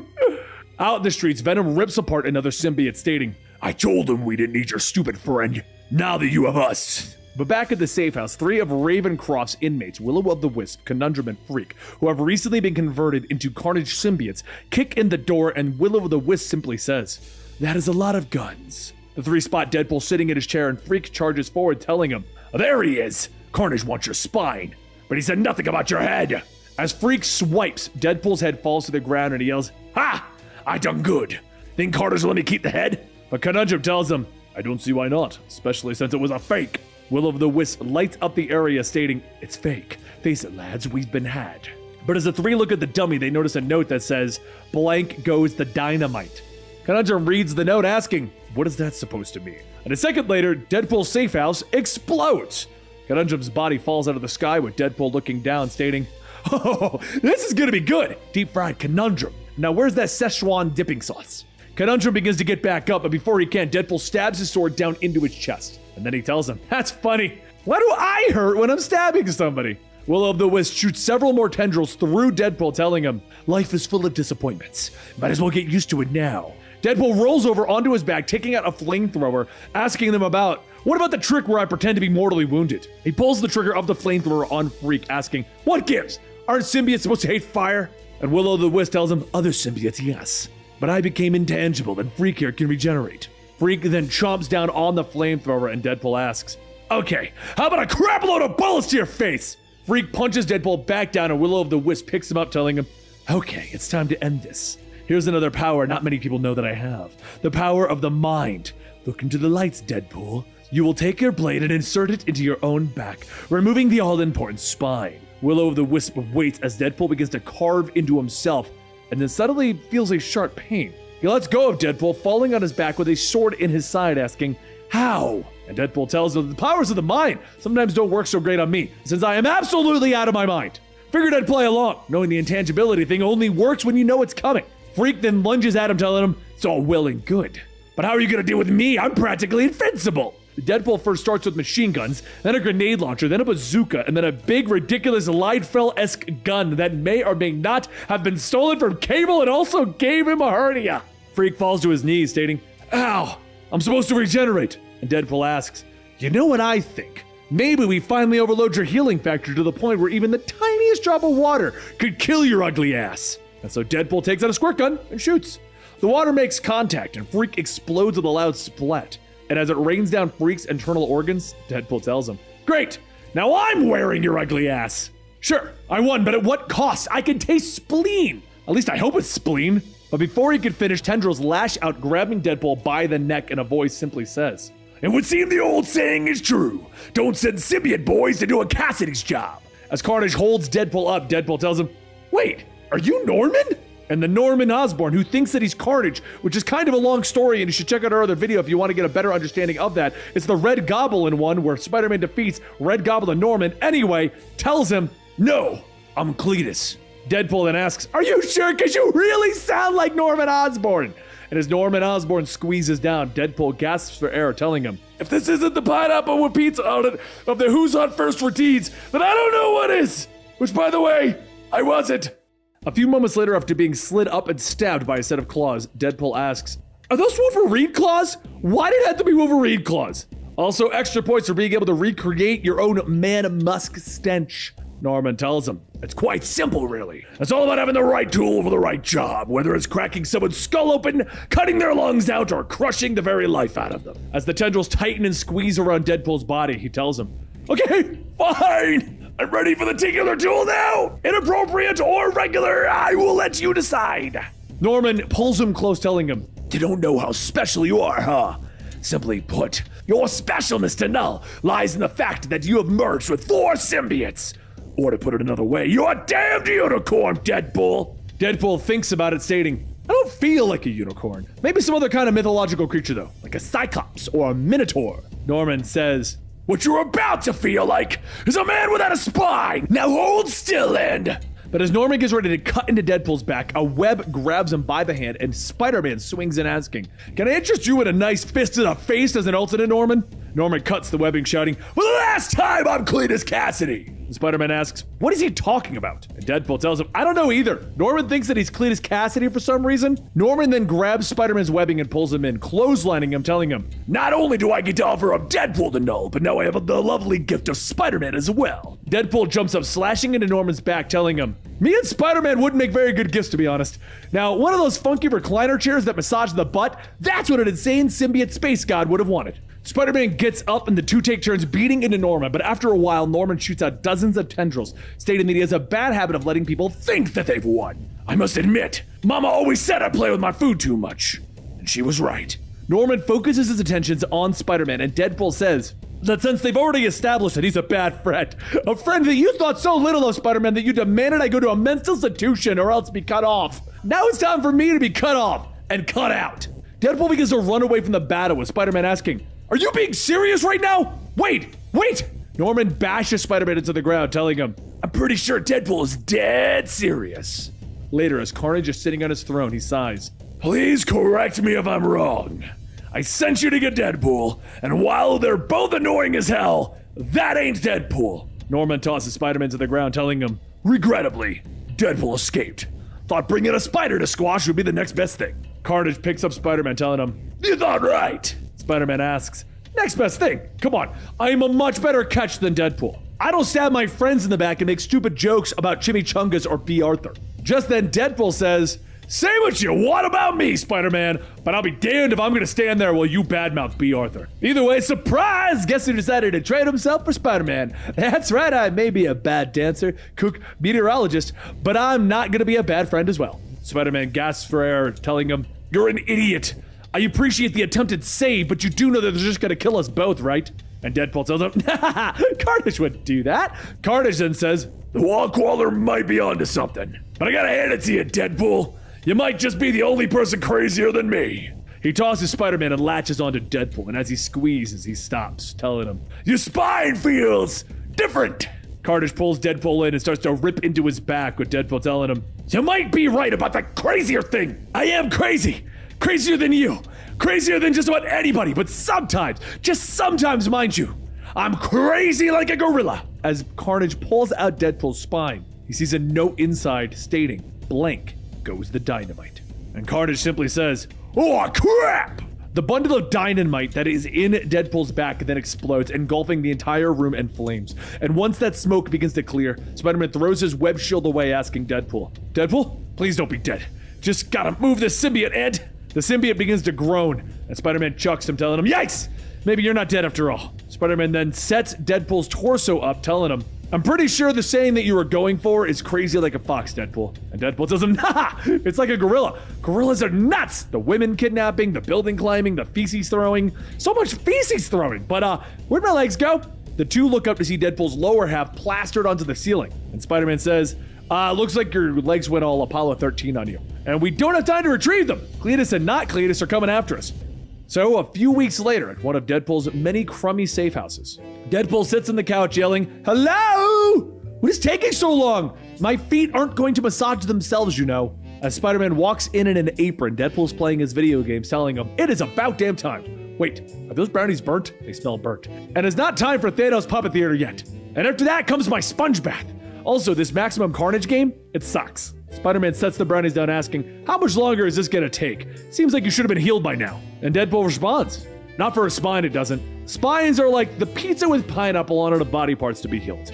Now go make more brownies and do it right. Spider-Man drops the Thanos puppet and leaves, and Deadpool gets up, grabbing it, stating, I will go for some Thanos Puppet Theater now, though. But as he picks it up, Spider-Man is walking back in, asking, you can walk? And Deadpool asks, you gotta define walk. And a few moments later, the gentle screams of things breaking and Deadpool's screams can be heard throughout the safe house.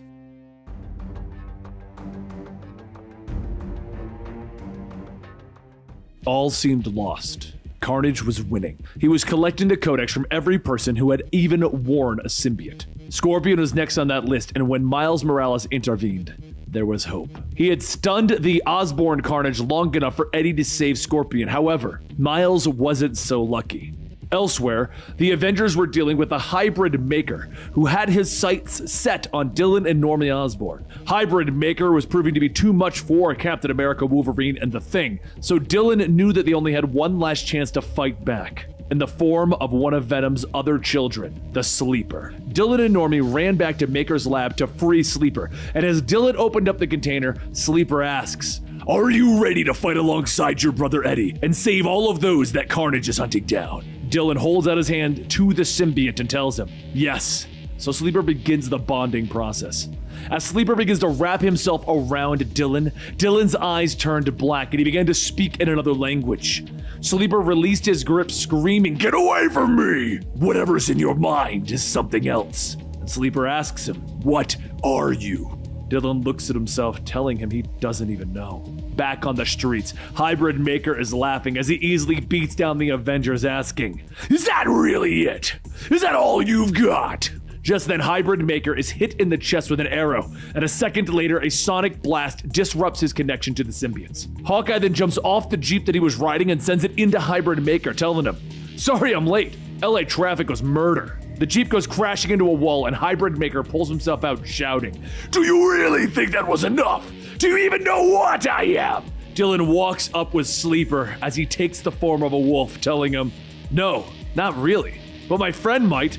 Sleeper, kill! Sleeper roars as he lunges forward at Hybrid Maker, biting into his chest, and Spider-Man yells that they have to help, but Dylan tells him, no, wait. Sleeper jumps back and Hybrid Maker asks, what is this? Did you intend to slobber me to death? Dylan tells him that Sleeper is capable of making any chemical from his body. So no, it's not slobber, it's napalm.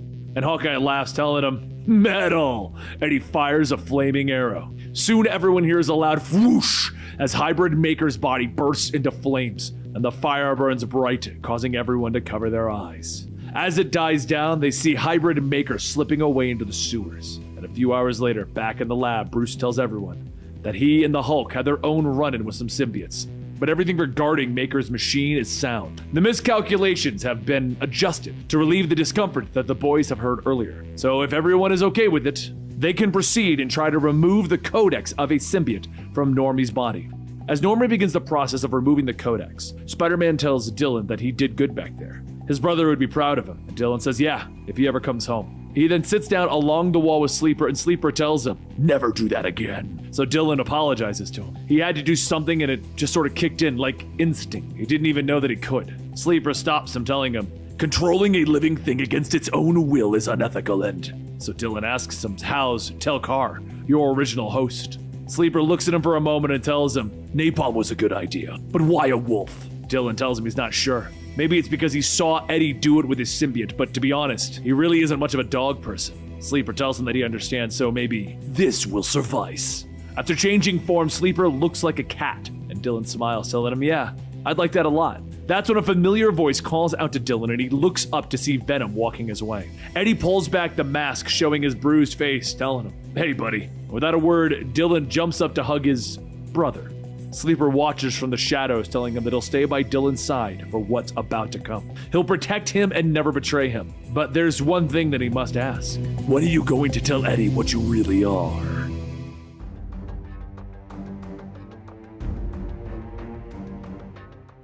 Venom smash! And the wall explodes as Venom Hulk's fist connects with Carnage's face, throwing the two of them out onto the concrete. Carnage cackles, screaming for more, and Spider-Man stands guard, watching the Carnage spawns joining the fight as Eddie Brock, now venomless, pulls open the door from within the old safe house. As he opens the door, the fact that Venom abandoned him keeps running through his mind. And Dylan calls out, Eddie, we can't go, Sleeper's back there! Dylan tries to explain, referring to the symbiote that had recently bonded with a cat, the Sleeper symbiote that is one of the children of Venom. Sleeper can take care of itself, Eddie tells the boy, and the group move into the next room with Eddie slamming the door behind them. A brief moment passes while he tries to regain his breath. All right, all should be good. Spider-Man, stay in here and don't let anything get in, he tells the wall crawler. He then clicks on a light, revealing the anti-symbiote tech that lines the walls. Eddie, you go out there, you're gonna die. Do you understand me? Spider-Man tries to explain, but Eddie turns to him, determination in his face. I can't protect them, Pete. I'm useless in here. At least out there, I can make sure that they don't kill the Avengers in their sleep. His face turns to one of anguish as he talks to his once enemy, now friend. You're all I have. Please, for whatever I've been to you over the years, just do this for me, promise. Pete nods, putting his hand on Eddie's shoulder. As long as I'm standing, nothing gets to these boys. You have my word. Eddie quickly begins to sort through the pile, pulling out a gauntlet. And Spider-Man explains that the rest of the Avengers will be out for at least another 10 minutes. Eddie nods, picking up Captain America's shield. Got it. I got 10 minutes. I can pretend to be a superhero for 10 minutes. He explodes into the room, with Carnage spawns turning towards him, and he charges into them.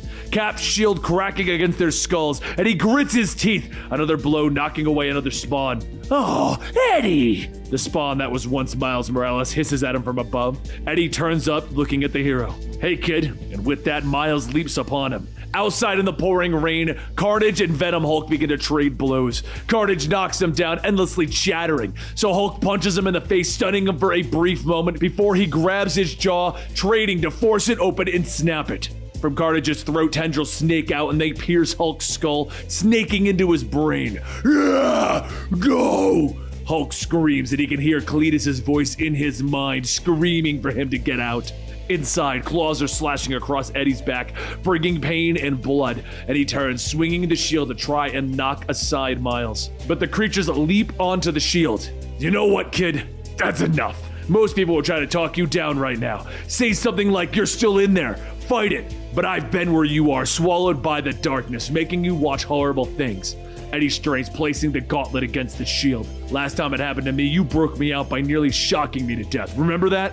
You called it a venom blast. Electricity then surges through the vibranium and into Miles, and he rears back, screaming in pain as he's launched across the room. He then stands up with the symbiote falling off of his body, and he looks around confused. Did I hurt anyone? Miles Morales asks Eddie Brock meekly. You're fine, kid. Come on, we ain't done.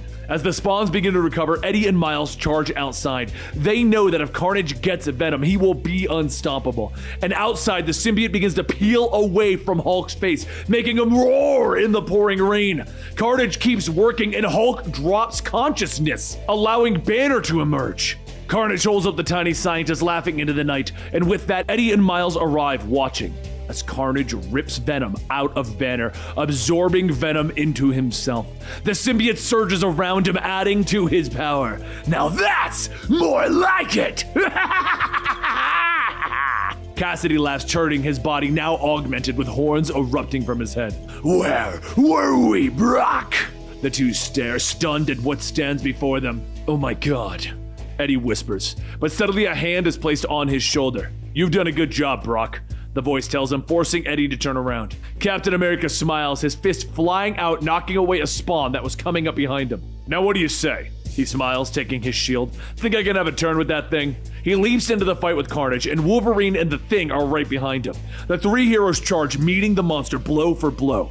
And Eddie watches the fight, but Miles grabs him. They begin to fight their way back through the spawn who are attacking the Maker's machine. And Miles explains that he could sense it when he was bonded. The machine doesn't destroy codexes. It collects them. The Maker wasn't saving people. He was amassing power. Eddie stares at the enemies that are before him, and he can sense that the heroes have already fallen outside. The monsters are ripping at the door that protects Spider-Man and the boy who still doesn't even know that he is Eddie's son. Osborn charges through the wall, and Spider-Man readies himself. This far, Osborn.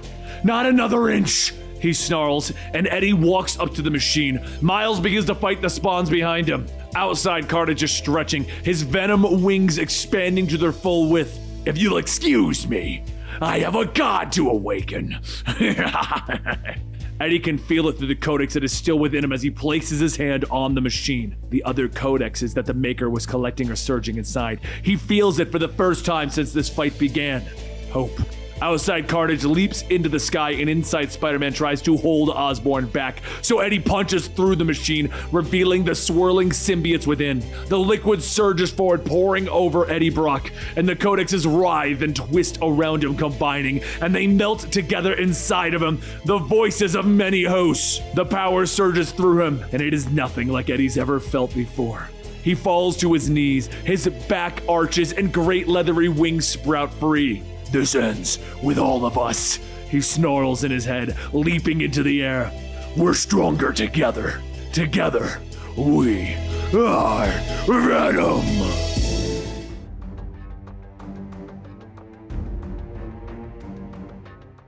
Rikers Island.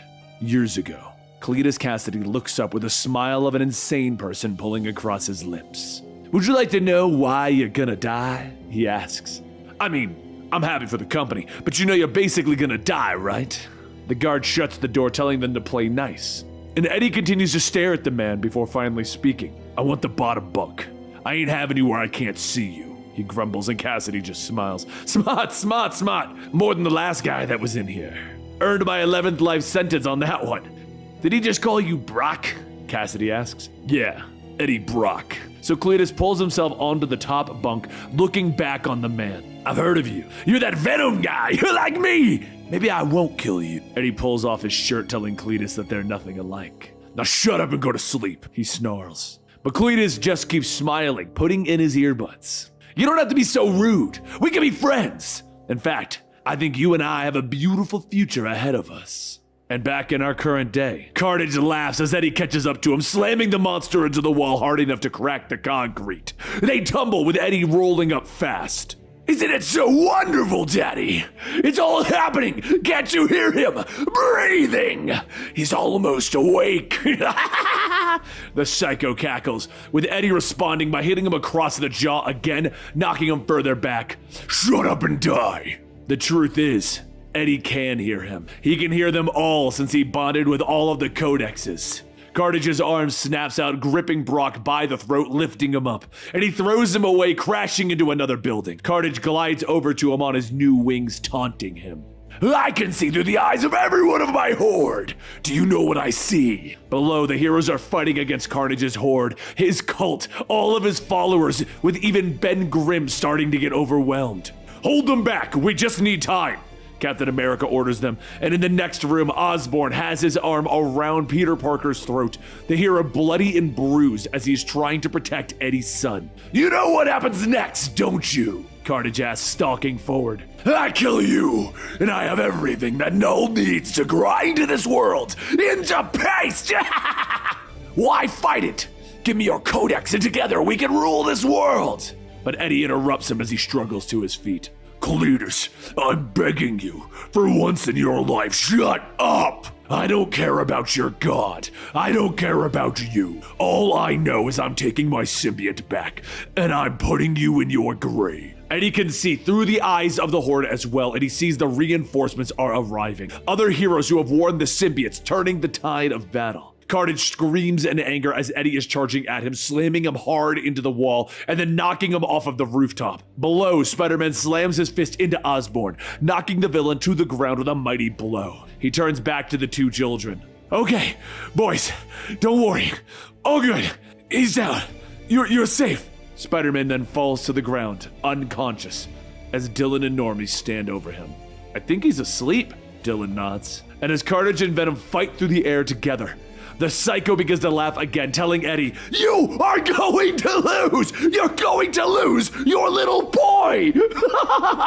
Inside the room, the symbiote begins to crawl off of Norman Osborn, sliding across the room towards the kids. Get behind me, Normie!